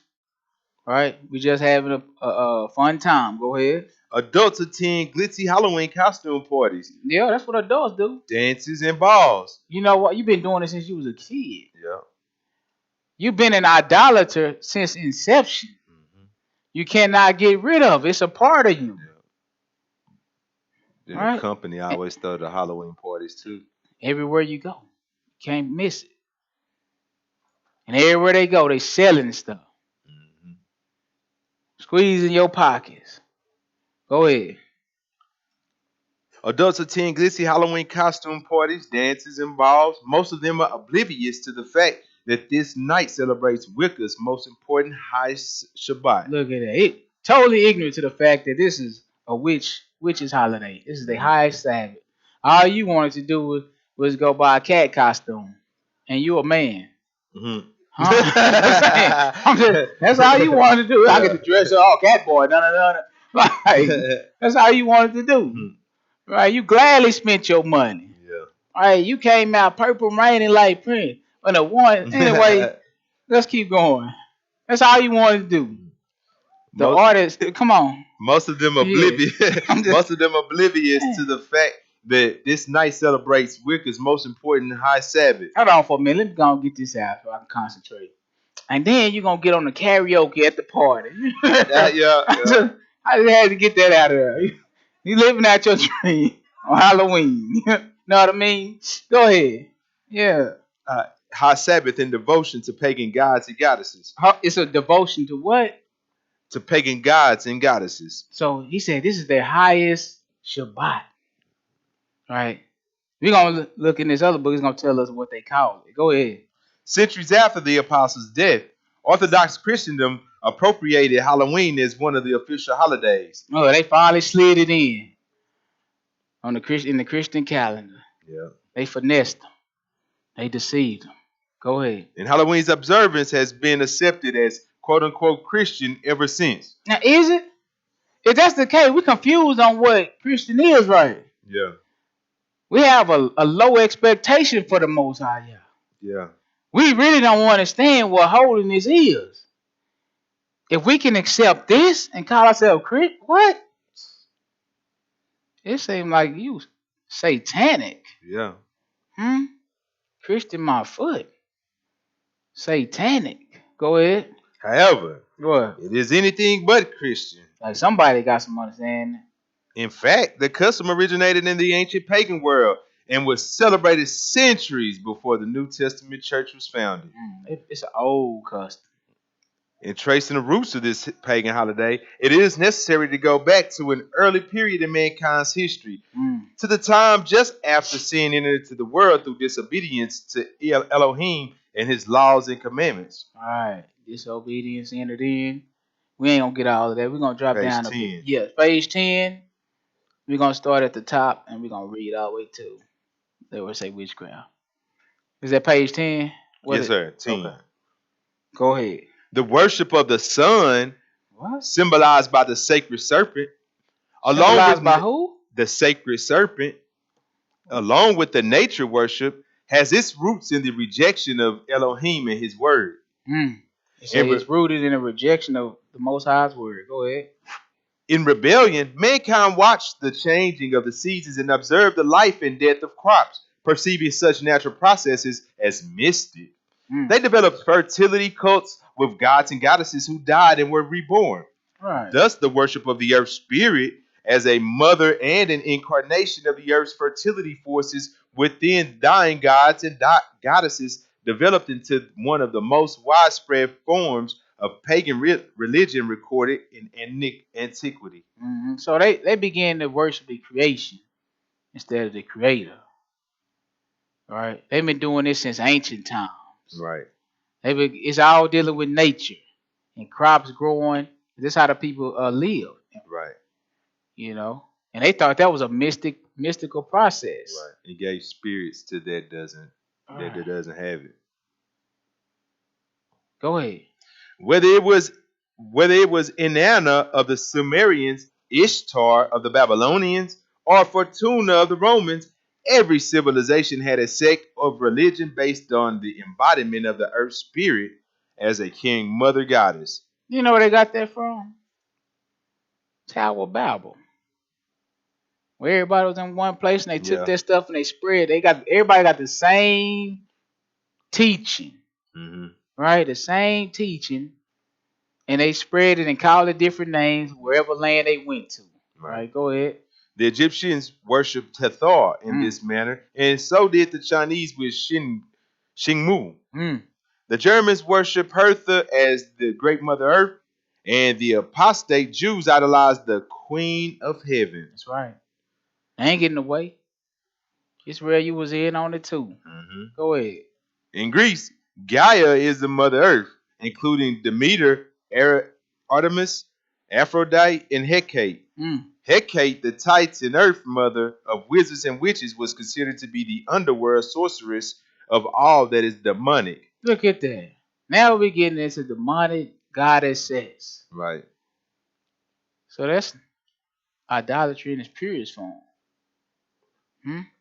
Israel called the Queen of Heaven. Go ahead. Goddess Hecate as the dark goddess of witchcraft. Witchcraft? Yep. Hecate was worshipped with mystical rites and magical incantations. Her name was most likely derived from the ancient Egyptian word Heka, which is sorcery or magical, which may explain her association with the Egyptian frog goddess of the same name. This may also explain the affiliation of frogs with witchcraft. Right. So how do the Most High feel about witchcraft? It's an abomination. He hated it. Yeah. Death to the witches. Yeah. And they don't stop the people, don't do it. Because their allegiance ain't to him, it's to other gods. Right. Go ahead. Now, page 11. Fourth paragraph. Yeah. Wiccans, modern pagans, and witches acknowledge all of the so-called deities or demons that ancient peoples worship. Look at that. So all of them little ancient deities we were talking about, witches or Wiccans, they acknowledge them all. Right. And you think witches is not just with the little mole on their nose, green, riding brooms. Boy, nah. No, they right next door to you. Man, yeah. Right? They look normal. I'm going to read your article. They're in your military. They everywhere. You don't even know. But their practice is worldwide. Right. Go ahead. However, the primary deities are. So the primary ones at all of them are the goddess and the god. The great earth mother and her horned consort, the horned god. The ancient god of fertility. Now, how do they, when they draw a picture of Satan, or if I just say Satan, what you gonna picture in your mind? Tell the truth. red, two horns, a tail, a pitchfork, right? A mythical image, right? But this is where it originated from. Go ahead and read. The horned god is actually a modern term invented in the 20th century to link together numerous male nature gods out of such widely dispersed and historically unconnected mythologies as the Celtic Cernunnos, the Welsh Corwidin, the English Herne, the Hunter, the Hindu Pashupati, the Greek Pan, and various satires. Yeah, so no matter what they call it, in whatever culture, the practices are the same. The teachings regarding these false gods are the same. This is why they can accept them, right? You finish that? Nah. Okay, go ahead. And even the Paleolithic cave painting known as the Sorcerer in the Cave of the Three Brothers in France. But as you can see, we haven't mentioned the Most High not one time. Right? All we've been talking about is Wiccans and pagans and witches and false gods and deities. I wanted to play that video clip right here. Dealing with witches. Oh, nah, that's yeah. I should have did that earlier. Yeah. Okay. All right. So what we going on this one? Right there where it says this page 12. Druid origins. Yes. Druid origins and customs of Halloween. Look at that. Druid origins or customs of Halloween. Go ahead. The origins of Halloween can specifically be traced to the ancient Celts, who lived in what is known as Ireland, Scotland, Wales, and Northern France. Didn't the Most High, by the mouth of Jeremiah, say, "Don't learn the ways of the nations"? Yeah. This is the stuff they come up with. Go ahead. And they're Druid priests. So they got priests too. Yep. So you got to get this satanic worship out of your mind as everything dealing with Satan is violence. Right. He like worship too. He imitate holy things too. Right? I can't come to you in the name of whatever God and just come with violence and expect you to worship me. But I can smooth it over. I can make it fun. And then you'll go after it. Go ahead. The end of October commemorated their festival of a waning year, when the sun began its downward course and the fields yielded ripened grain. Dealing with nature again. Yep. Samhain or Summer's End. Samhain or what? Summer's End. Yes. As this feast to the dying sun was called, was celebrated with human sacrifice. Hold on for a minute. At the end of October, Samhain or Summer's End is a feast set up. To the dying sun. To the dying sun. Go ahead. And was celebrated with what? Human sacrifice. Hold on for a minute. Isn't that murder? Yep. How did the Most High feel about murder? It's an abomination. This is how strong idolatry is, though. You'll murder somebody for an idol. Yeah. You'll sacrifice another human to appease that idol. Go ahead. Divination or soothsaying and prayers. Look at that. All that stuff he hates. Yep. Divination, soothsaying, prayers. Right? So when he told you in Leviticus, Deuteronomy, don't learn the ways of the nations, this is what he meant. He said this is what they're doing. Don't do after their customs. Right? And let alone, don't bring it to the church. Come on. So it just show you, because the Bible tell you, have any nation changed their gods? So you wonder why they would bring Halloween to the church. Because they haven't changed their gods. We just changed the name. But as you can see, Wiccans, we cool with whatever name. The custom, as long as the custom, the tradition is there, we cool with it.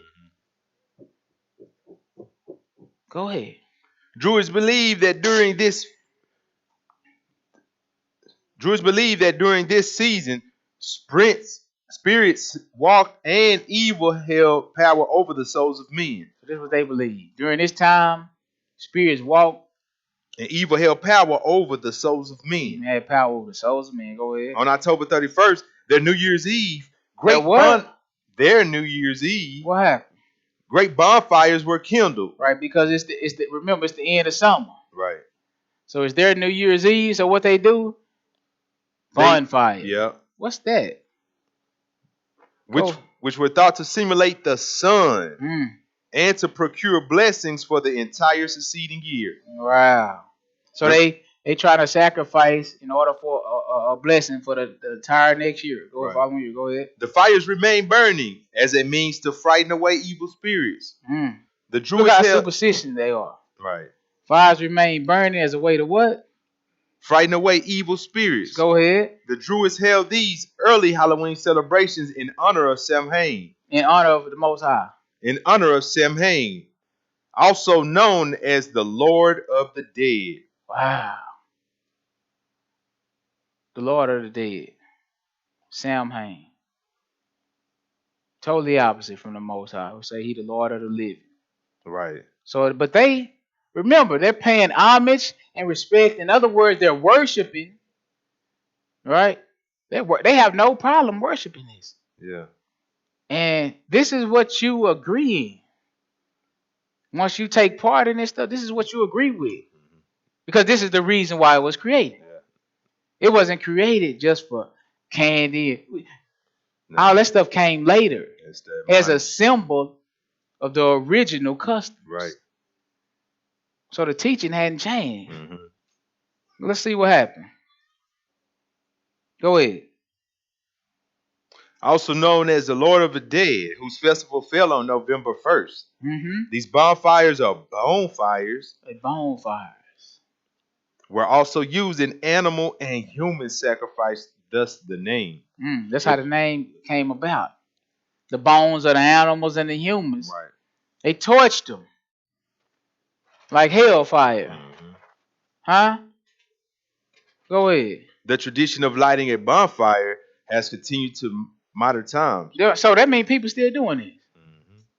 They think it's fun. It's funny. It's a game. It's a joke. See, but the real ones, they still probably doing human sacrifices and animal sacrifices. Right? Yeah. At the same time, now all the rest of the time during the year, you know what they say? Oh, we love animals. Don't do this to the animals. What don't they have organizations and stuff set up for? Yeah. Michael Vick know about that. Like, watch. Keep going. See what happens when we take. Go ahead. Go ahead. The Druids believed that the people needed to be cleansed after they died. After they died. How are you gonna clean somebody after they die, bro? This is ignorance. What did the Bible teach you? Get clean before you die. Death, man. Right. When you die, it's too late. Right. It's like trying to clean up a sinner that already finished living. Right. It's too late. You already wasted your life. Ain't no hope for you when you hit that grave. You squandered it. Your gift. But this is what they believe. Go ahead.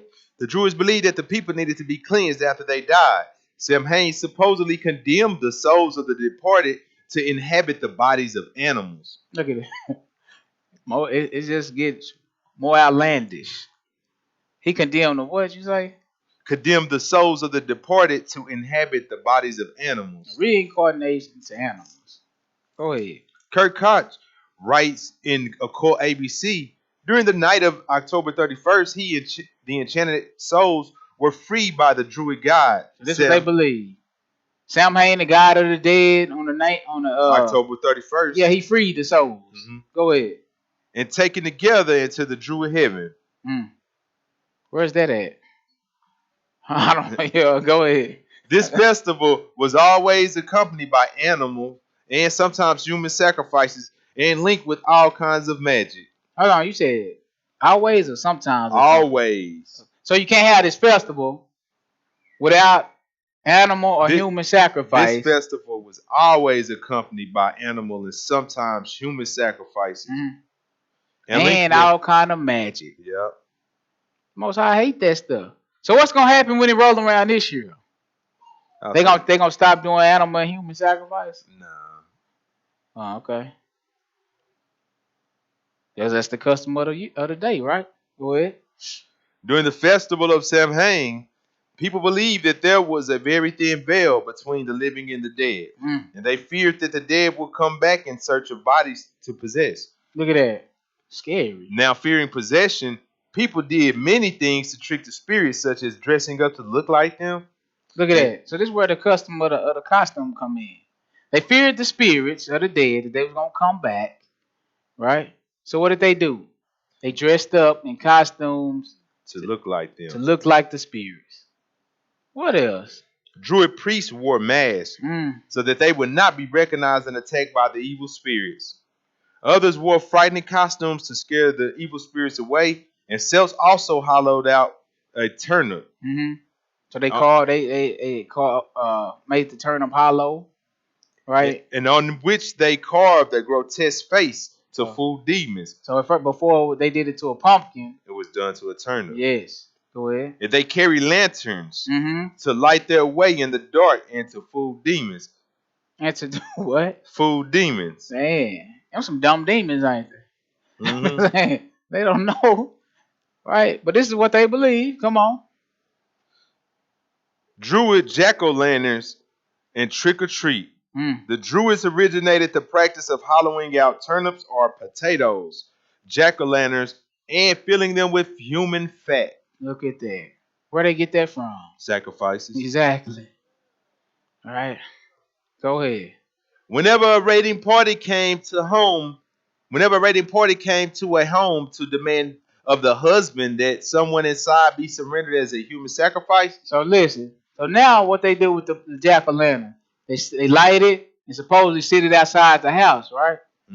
But now this is what happened before that. What you say again? Whenever a raiding party came to a home to demand of the husband that someone inside be surrendered as a human sacrifice, they would light a jack-o'-lantern filled with the human fat, and if the husband relented and provided one of his loved ones as a sacrifice, the Druid party would leave the burning jack-o'-lantern on his porch. This is how this custom started. Now, this lantern would tell the other raiding parties that the demonic host that this home had surrendered a human sacrifice, and that the remaining people inside were to be left alone. So I'm kind of confused. Do you think they still do that though? The ones that's in the know, because remember, a cult is the hidden knowledge. Yeah. So them jack-o'-lanterns you see outside, some of them, it's a good possibility. Huh? Some of them. But look, imagine this, right? You back in the day, you a husband, you got a wife and kids. They come a raiding party, they come knocking on your door. They say, yeah, they got the little jack-o'-lantern lit and it's filled with human fat. Yeah, your house been chosen for a human sacrifice. What? Man, you better get you better get out of here. Huh? So the husband got a choice to make. He said if he surrendered, what happened? If he surrendered a human for sacrifice. So you gave your wife or one of your little children. Yeah, probably somebody. Imagine, Brian, you got to pick. Which one you don't like? Man, my wife have been stripped. Which one you like the least? You got to give them up. They came to your door. Huh? Are you going to give yourself up? They don't want you. They don't want you. But imagine this. This is sick, though, isn't it? This is satanic. It is at its inception. So once you surrendered, then they will leave a jack-o'-lantern full of human fat in your yard. As a symbol that you've already made your sacrifice. Right. So now other people would know, that house gave up a sacrifice. Go ahead. And it says, this guarantee that no one else in the house would be harmed, and it was a quote-unquote treat. It was a what? A treat. Once again. So we got another custom. Trick. Or a treat. All these abominable customs that they've made fun. The customs still come with today. It just may not be to this magnitude. Yeah. Go ahead. If the husband refused to surrender one of his loved ones, a quote-unquote trick would be placed upon the house. The members of the raiding party would draw a large hexagram using human blood on the front door. And they got the blood for the hexagram from a dead body, which they dragged around with them. They'll mark your house with the blood of a dead body. Go ahead. And the demonic host would be attracted to this hexagram and would invade the house, causing one or more of the inhabitants to go either insane or die from fright. Various names for the jack-o'-lantern. That's the trick they'll play on them. Now the treat is when you give up the human sacrifice. So you calling a human sacrifice a treat? That's sick. All right, go ahead. Various names for the jack-o'-lantern through the years have included Lantern Man, Hobolanger, right, Willow the Wisp, Fox Fairy. Skip that.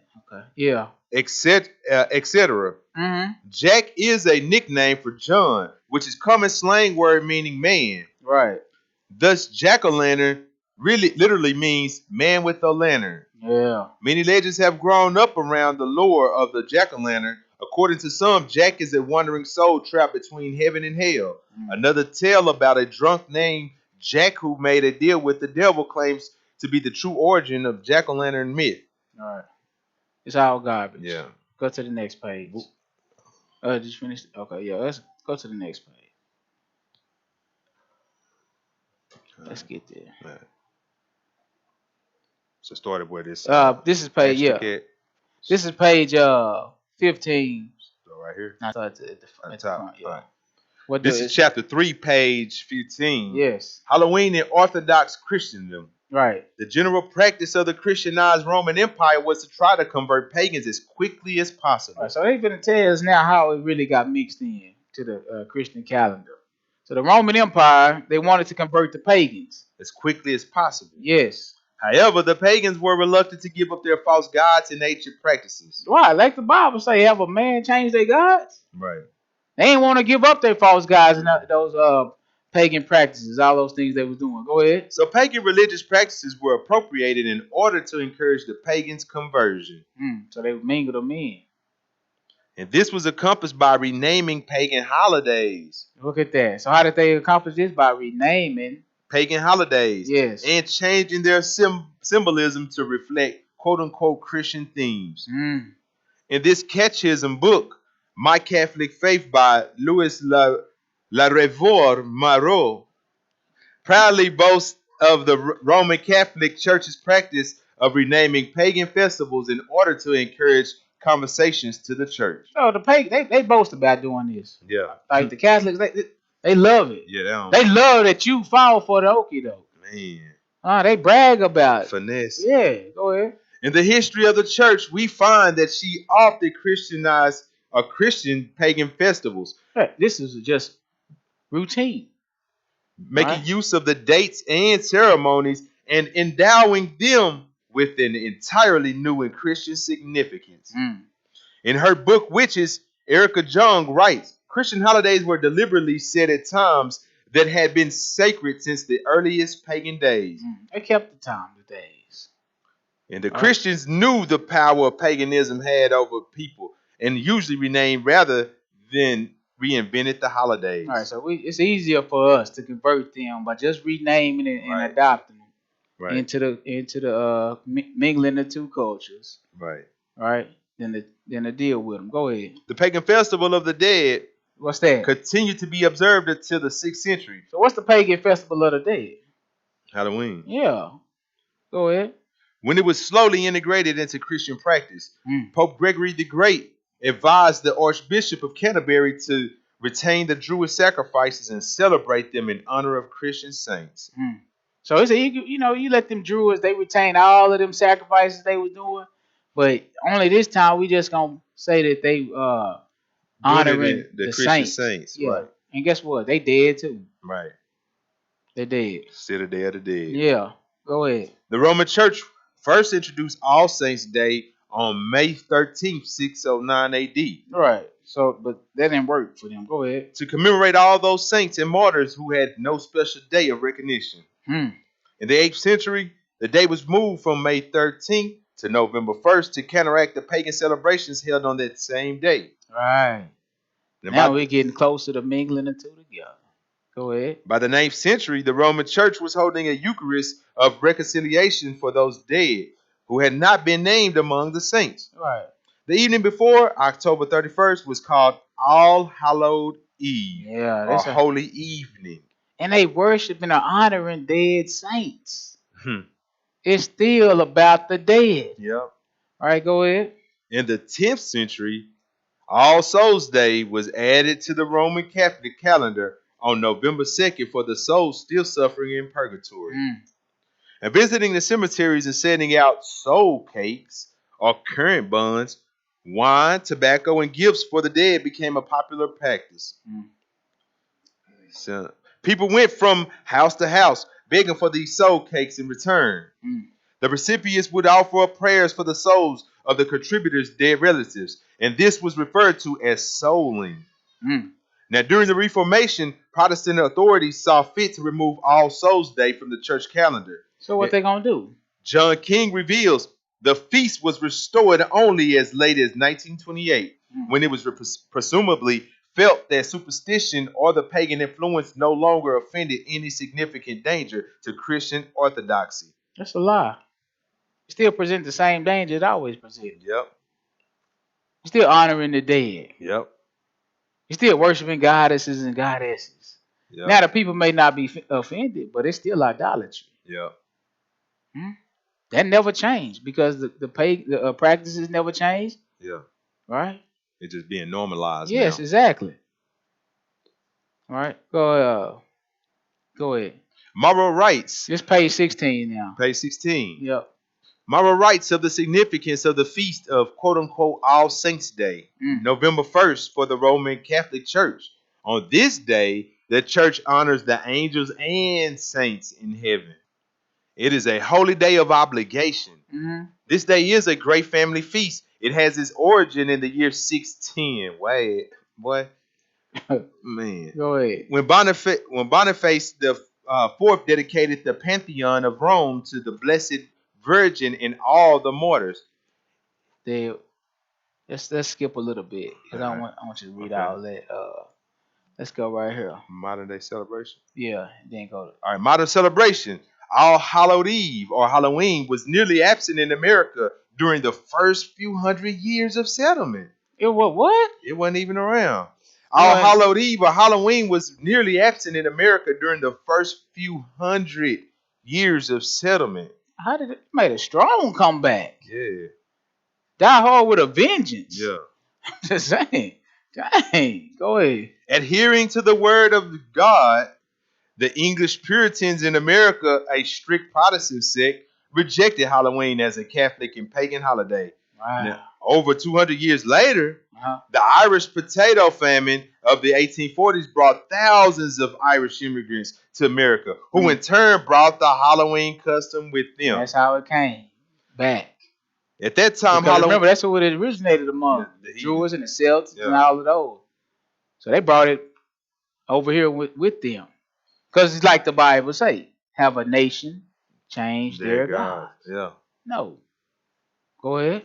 At that time, Halloween was regarded as a night of fear, and wise men, respectful of hobgoblins and wandering demons, stayed indoors. Only in modern times has Halloween developed into a festive time for children. Yeah, because they know that's how you get the parents. Yeah. Go ahead. Direct parallels can be made between pagan traditions and modern customs of Halloween. Trick-or-treating rehearses the ancient custom of people visiting neighborhood homes on Halloween night to represent the dead in search of food. Look at that. That's the custom of trick-or-treat. Go ahead. Those who pass out candy represent the homes visited by the dead and may also represent worried individuals seeking to appease Hecate and other nighttime terrors. Many children and adults disguise themselves today with masks and costumes on Halloween. Such masks of devils and hobgoblins symbolize evil spirits seeking mischief, as well as representing an attempt to scare evil spirits away. Yet there are even more sinister reenactments on Halloween that have been largely ignored by society. Exactly. Everybody doing it is wicked. Wicked is the new norm. It's normalized. Cool. Yeah, don't worry about it. Yeah. You know, you abnormal if you don't do it. Yeah, you the weirdo. Right, so this is where the costumes come in. They trying to scare away evil spirits. Right? Yeah. Trying to fool them at the same time. They done turn what was scary to them into fun now. It's a festivity. Ridiculous. Let's just have a costume party to scare off the evil spirit. Right. In the sanctuary. Go ahead. Wicca and Satanists high Sabbath or high Shabbat. Look at that. This is what it is to them. A holy day. Yes. For modern pagans, Wiccans, witches, and Satanists, Halloween is the holiest day of the year. That's right. A high Sabbath and a serious celebration. That's what. Look, they ain't not playing. The holiest day of the year, a high Sabbath and a serious celebration. Right. Celebrated above all other occult holidays. Halloween is a festival of the dead. It represents both the end and beginning of the occult year. It also marks the beginning of death and destruction associated with winter. At this time, the power of the underworld is unleashed. The spirits are supposedly free to roam about the earth. It is considered the best time to contact spirits. That's the Most High. Isn't he against that? Yeah. All right, conjuring up familiar spirits and all. He hate that stuff. And his new year starts when the life begins in the earth. And they'll start not when dead. it ends. Right. Yeah. All right, go ahead. A little bit more. As in times past, modern pagans celebrate Samhain, Sabbat, or Halloween because they believe that at this time of the year, the veil between the living and the dead is at its thinnest, allowing communication with the spirit world. So that's what it's all about. Satanic, spiritual world, influence, right? Communicating with the dead and spirits and all this human sacrifice and goblins and animal sacrifice. And paying homage to witches and warlocks. And death. It's all about death and Satan. So just bring it in the church. Satan, come on in. Darkness. So he ain't gonna come in with it. He attached to it. Yeah. All right, let me see where we at. We right here. Okay, just get that little part. Right here. And then we'll just skate out. For Satanists who celebrate the holiday as one of the two highest holy days, Halloween is the sinister, direct celebration of Satan and death. Direct celebration of what? Satan and death. That's all we need to know about it. Ain't no way around it. You could dress it up. You can change the name to any name you want to, but it's still gonna be the same thing. Celebration of Satan and death.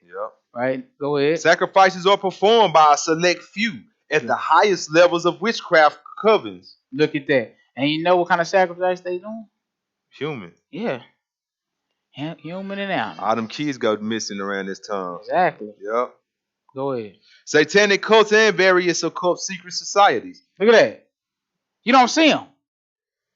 They got whole societies, but they secret. But they still perform these practices.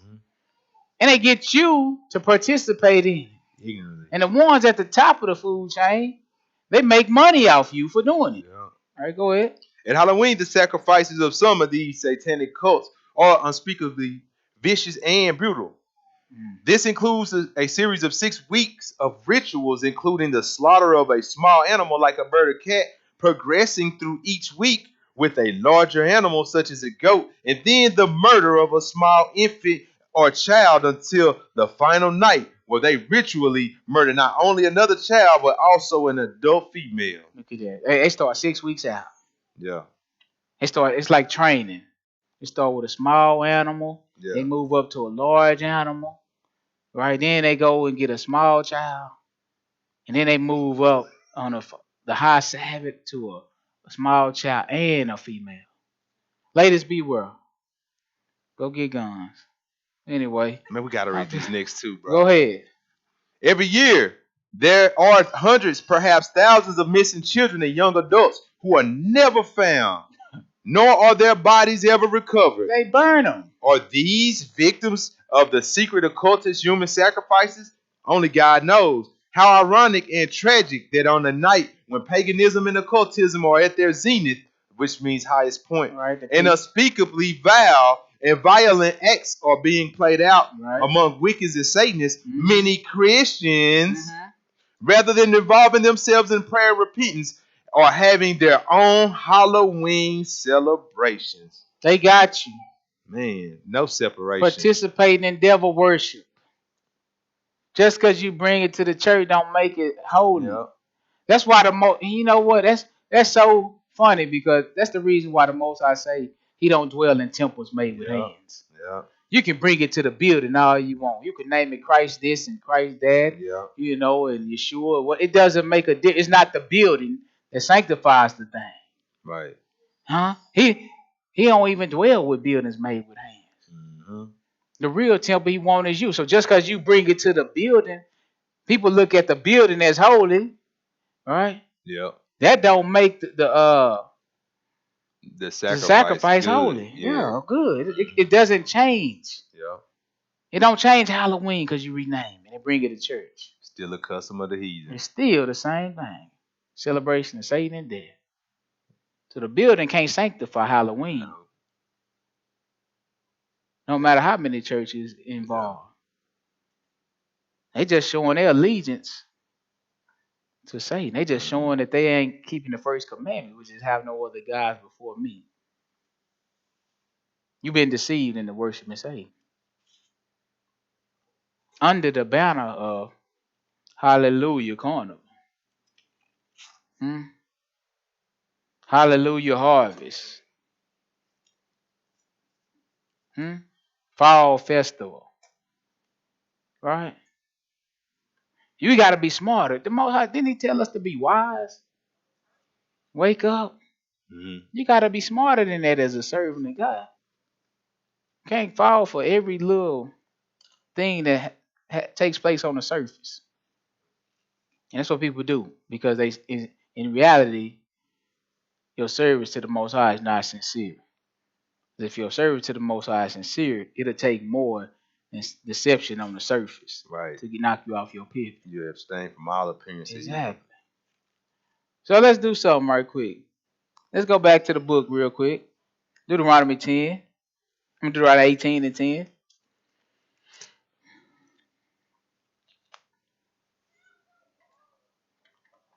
I'm going to cut it down. We already approaching 2 hours. Deuteronomy 18 and 10 real quick. Let's roll. There shall not be found among you anyone that maketh his son or his daughter to pass through the fire. What? What is that? Or that uses divination or an observer. Hold on, I'm asking a question. Are you making a sacrifice? You sacrificing? Yeah. Your children. Ain't that what they do on Halloween? Yeah. He said this should not be named amongst you. Go ahead. Nor. Go ahead. Or that uses divination or an observer of times or an enchanter or a witch or a charmer or a consulter with familiar spirits or a wizard or a necromancer. Look, the whole that's Halloween. Yeah, it's it. It's Halloween. It's all about consulting with familiar spirit. The veil is at the thinnest point. You can talk to the dead. Man, get that out of here. Yeah. Condemned by the Bible. Yep. Yeah. Let's go to Jeremiah 19. Oh, you ain't finished? For all 12. For all that do these things are an abomination unto Yahuwah. And because of these abominations, Yahuwah, the Elohim, doth drive them out from before thee. Look at that. Abomination. You can make yourself abominable. Jeremiah 19. Man, I wonder why I can't find it. I listen good. Jeremiah 19.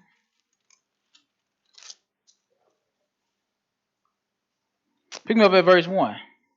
Thus saith Yahuwah. Let's just see how you feel about it. What do you say? Go and get a potter's earthen bottle, and take the ancients of the people and the ancients of the priests. Do what? And go forth unto the valley of the son of Hinnom, which is by the entry of the east gate, and proclaim there the words that I shall tell thee. What you want me to tell them? And say, hear ye the Deborah of Yahuwah, O kings of Yehudah, and inhabitants of Jerusalem. Thus saith Yahuwah of hosts, the Elohim of Israel. What did he say? Behold, I will bring evil upon this place, the which whosoever heareth his ears shall tingle. Why would you do that? Go ahead. Because they have forsaken me. What? Because they have forsaken me. How? And have estranged this place and have burned incense unto other gods. You offer sacrifice to other gods? That's idolatry. You hate it. Go ahead. Whom neither they nor their fathers have known, nor the kings of Judah. All right. And have filled this place with the blood of innocents. What you mean? They have built also the high places of Baal. All right, priest. Satanic priest. Go ahead. To burn their sons with fire for burnt offerings unto Baal. What? Which I commanded not, nor spake it, neither came it unto my mind. Like I never even thought about that. These people done did something. Yeah, I'm going to punish you for this. Huh? You think he still ain't doing the same thing? Go ahead. Therefore, behold, the days come, saith Yahuwah, that this place shall no more be called Tophet, nor the valley of the son of Hinnom, but the valley of slaughter. Wow. So what you did to them children, that's what's going to get done to you. Yeah. Huh? Shedding the innocent blood. Exactly. That's good with that. Let's drop that. Let's go to Psalms 135, verse 15. Psalm 135. Let me see that book again. That one. Psalms 135.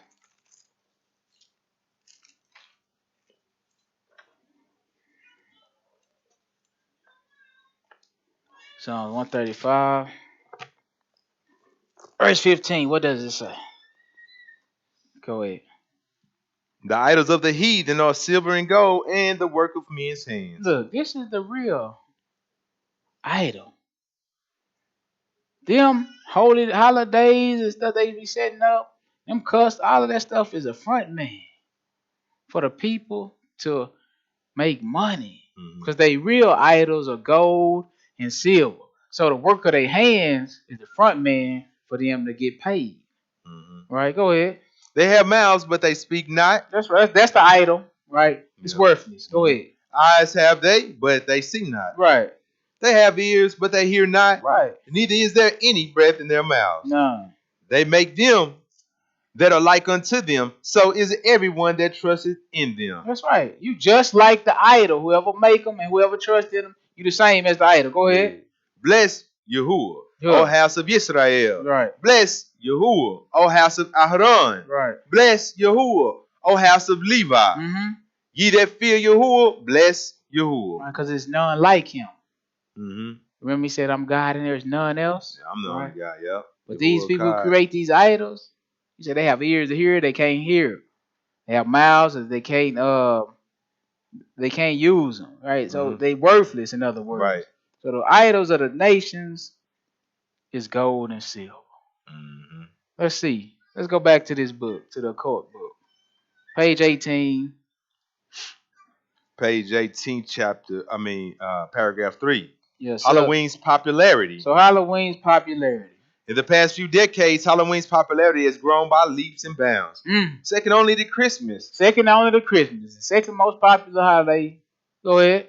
Halloween is the biggest shopping holiday for many retailers, generating more than $6 billion in sales. Doing what?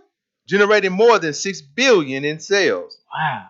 The idols of the nations is gold and silver. Man, that's big money, they man. They use that stuff. But we got all these homeless people. And they doing $6 billion on Halloween. This one night. Huh? After they spending all, for the Day of the Dead. Yeah. What? Hashatan, big banking. Go ahead. Big bag. Okay, more candy is sold for Halloween than is sold for More candy is sold for Halloween than it is sold for Valentine's Day. That's right. You just merchandise. So much for love. They gonna make merchandise out of you. Yeah. You just merchandise. They idols are gold and silver. Yeah. A man's wealth is his strong tower. That's what they trust in other words. Yeah. All right, go ahead. And there are more Halloween parties than New Year's Eve parties. That's right.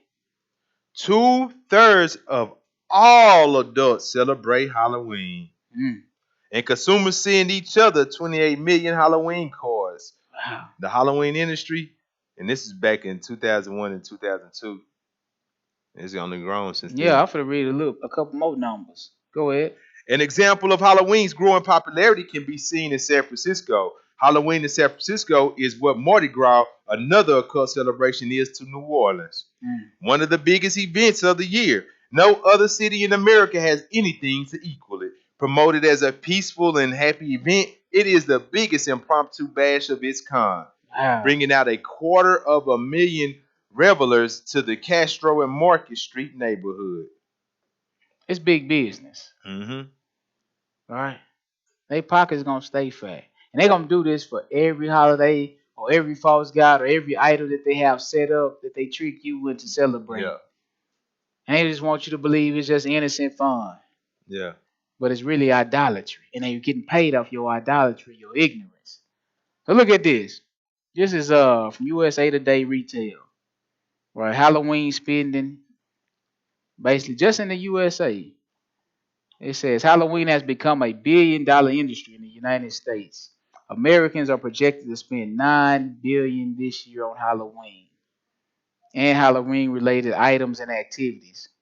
But this is down from $9.1 billion last year, according to the National Retail Federation's annual survey prosper insight and analytics. Man, so let's go and get a couple more numbers. According to the NRF, the National Retail Federation, Americans who celebrate Halloween intend to spend an average of $86.79 each this year. Of the $9 billion spent on Halloween this year, $3.2 billion will be spent on costumes. So the man finna get, it's gonna be a lot of cat costume dudes walking around.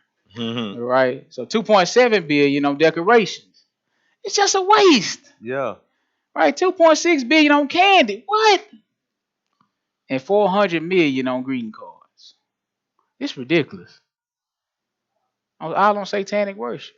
Yep.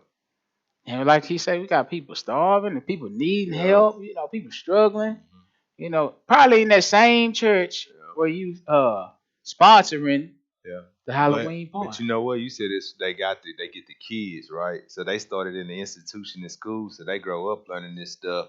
They feel like they're a weirdo if they don't participate. Right. So doctrine. Yeah, brainwashing young. Yeah, brainwash. Yeah. But this is what businessmen do when they want to prosper. Start at the kids. Mm-hmm. Parents gonna do what the kids want. And then if you're a man, target the women. He gonna do what he wants to try to please them. Right? We're gonna get that money out of you on idolatry. Mm-hmm. Well, they paying you. It's just like when he was in the Bible, when the man was spending all his little money and his little time and effort on creating that idol. Mm-hmm. It's the same thing, right? But that's good. We're finna go and close it down. Let's go back to the scriptures. Give me a couple more, and I'll let you ride. Right?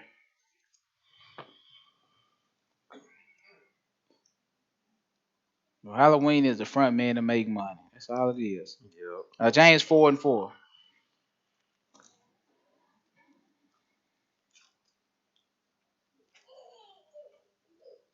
Go ahead when you get there.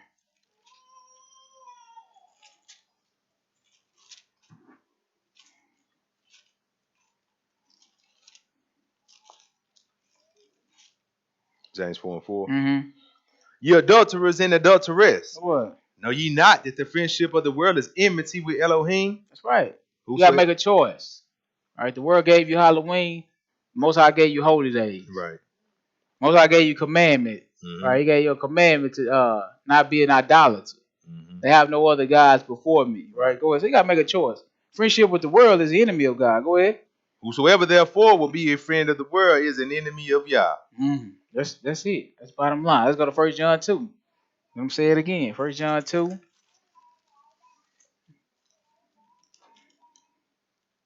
Verse 15. Love not the world, neither the things that are in the world. Yeah, so just because the world normalizes evil, that don't mean you participate in it. Right. Right. If any man love the world, the love of the Father is not in him. See that? Because you're going to choose the world over the Father. That's right. Go ahead. For all that is in the world, the lust of the flesh and the lust of the eyes and the pride of life is not of the Father, but is of the world. That's right. Go ahead. And the world passeth away, and the lust thereof, but he that doeth the will of Yah abideth forever. It's like the third or fourth time we heard it. Drop down to verse 21. I have not written it to you because ye know not the truth, but because ye know it. Yeah. And that no lie is of the truth. Look at that. It's no, you can't mix. Nah, you can't. You can't bring Halloween to church and rename it. You can't mix God and paganism. All in water. It don't work. You can't mix light and darkness. It won't work. Right? Go ahead. Who is a liar? He said, because no lie is of the truth. Meaning, once you pollute the truth with a little bit of lie, it's all lie. It's all lie at that point. Right? Go ahead. Point. Who is a liar, but he that denied Yahushua Hamashiach, that Yahushua is Hamashiach. He is Antichrist that denieth the Father and the Son. That's right. That's good. Back up to John 3. That's what Halloween is. It's anti. Yeah. John 3. John 3. Yeah, verse 16. Yep. Said, don't love the world or the things in the world is going to pass away. And all that lust and all that stuff going right along with it. John 3 and 16. We're going to 21. Go ahead.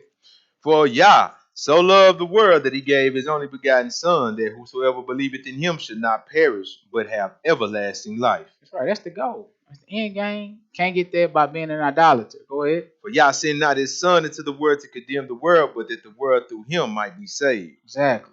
He that believeth on him is not condemned, but he that believeth not in is condemned already. Right. Because he that not believed in the name of the only begotten Son of Yah. And this is the condemnation, that the light is coming to the world, and men love darkness rather than light. Is that the truth? That's facts. Men love darkness. Yep. That's why they don't give it up. Mm-hmm. They love that more than the Most High. That's right. That's why we cleave on to it. They cleave on to it. Go ahead. Because their deeds were evil. Let's look at that. Is Halloween not evil? Is Halloween not darkness? Huh? Is Halloween still popular? Yep. Yeah, they ain't giving it up. They ain't giving up that wickedness. But somebody that's true and serving God, you gotta let that stuff go. Repent. Go ahead. For everyone that doeth evil hateth the light, neither cometh to the light. That's right. Even when you tell them somebody that they're doing wrong, they don't want you to tell them. Yeah. Go ahead. Lest his deeds should be reproved. Right.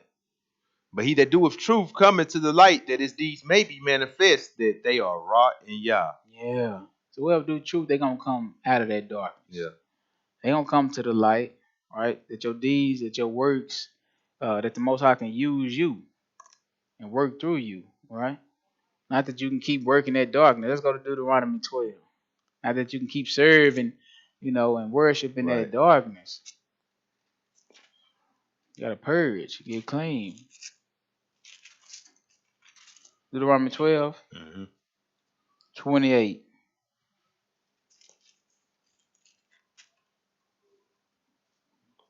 Go ahead. Observe and hear all these words, which I command thee, that it may go well with thee, and with thy children after thee, forever. When thou doest that which is good and right in the sight of Yahuwah thy Elohim. When thy Adonai, thy Elohim, shall cut off the nations from before thee, whither thou go to possess them, and thou succeedest them, and dwellest in their land. Right. Take heed to thyself, that thou be not snared by following them. Look at that. He said, he talking to Israel in the wilderness. He said, when I give you this land and you go out, I'm going to have to kick out the nations before you. Take heed to thyself, that thou be not snared by following them. Snared is trapped. Don't be trapped by following them. Remember, he told us earlier, don't follow a multitude to do evil. Right. Right? Because if you follow them, go ahead. After that they be destroyed from before thee, and that thou inquire not of their gods. See that? What God is it served on Halloween? Samhain, God of the dead, right? Yeah, God of the dead. Don't inquire after them. Go ahead. Inquire not after their gods, saying, how did these nations serve their gods? Even so will I do likewise. Thou shalt not do so unto Yahuwah thy Elohim. Don't serve the Lord like the other nations serve their God. Right. Once again, you can't mix the Most High with paganism. Right. He don't like mixture. Go ahead. Thou shalt not do so unto Yahuwah thy Elohim, for every abomination to Yahuwah which he hated have they done unto their gods. For even remember, even making that people pass through the fire. Yeah, sacrificing humans and animals. All these abominable things he hated. All right. He said all the nations have done, so don't you do likewise. Go ahead. Which hate to Yahuwah which he hated have they done unto their gods, for even their sons and their daughters have they burned into the fire to their gods.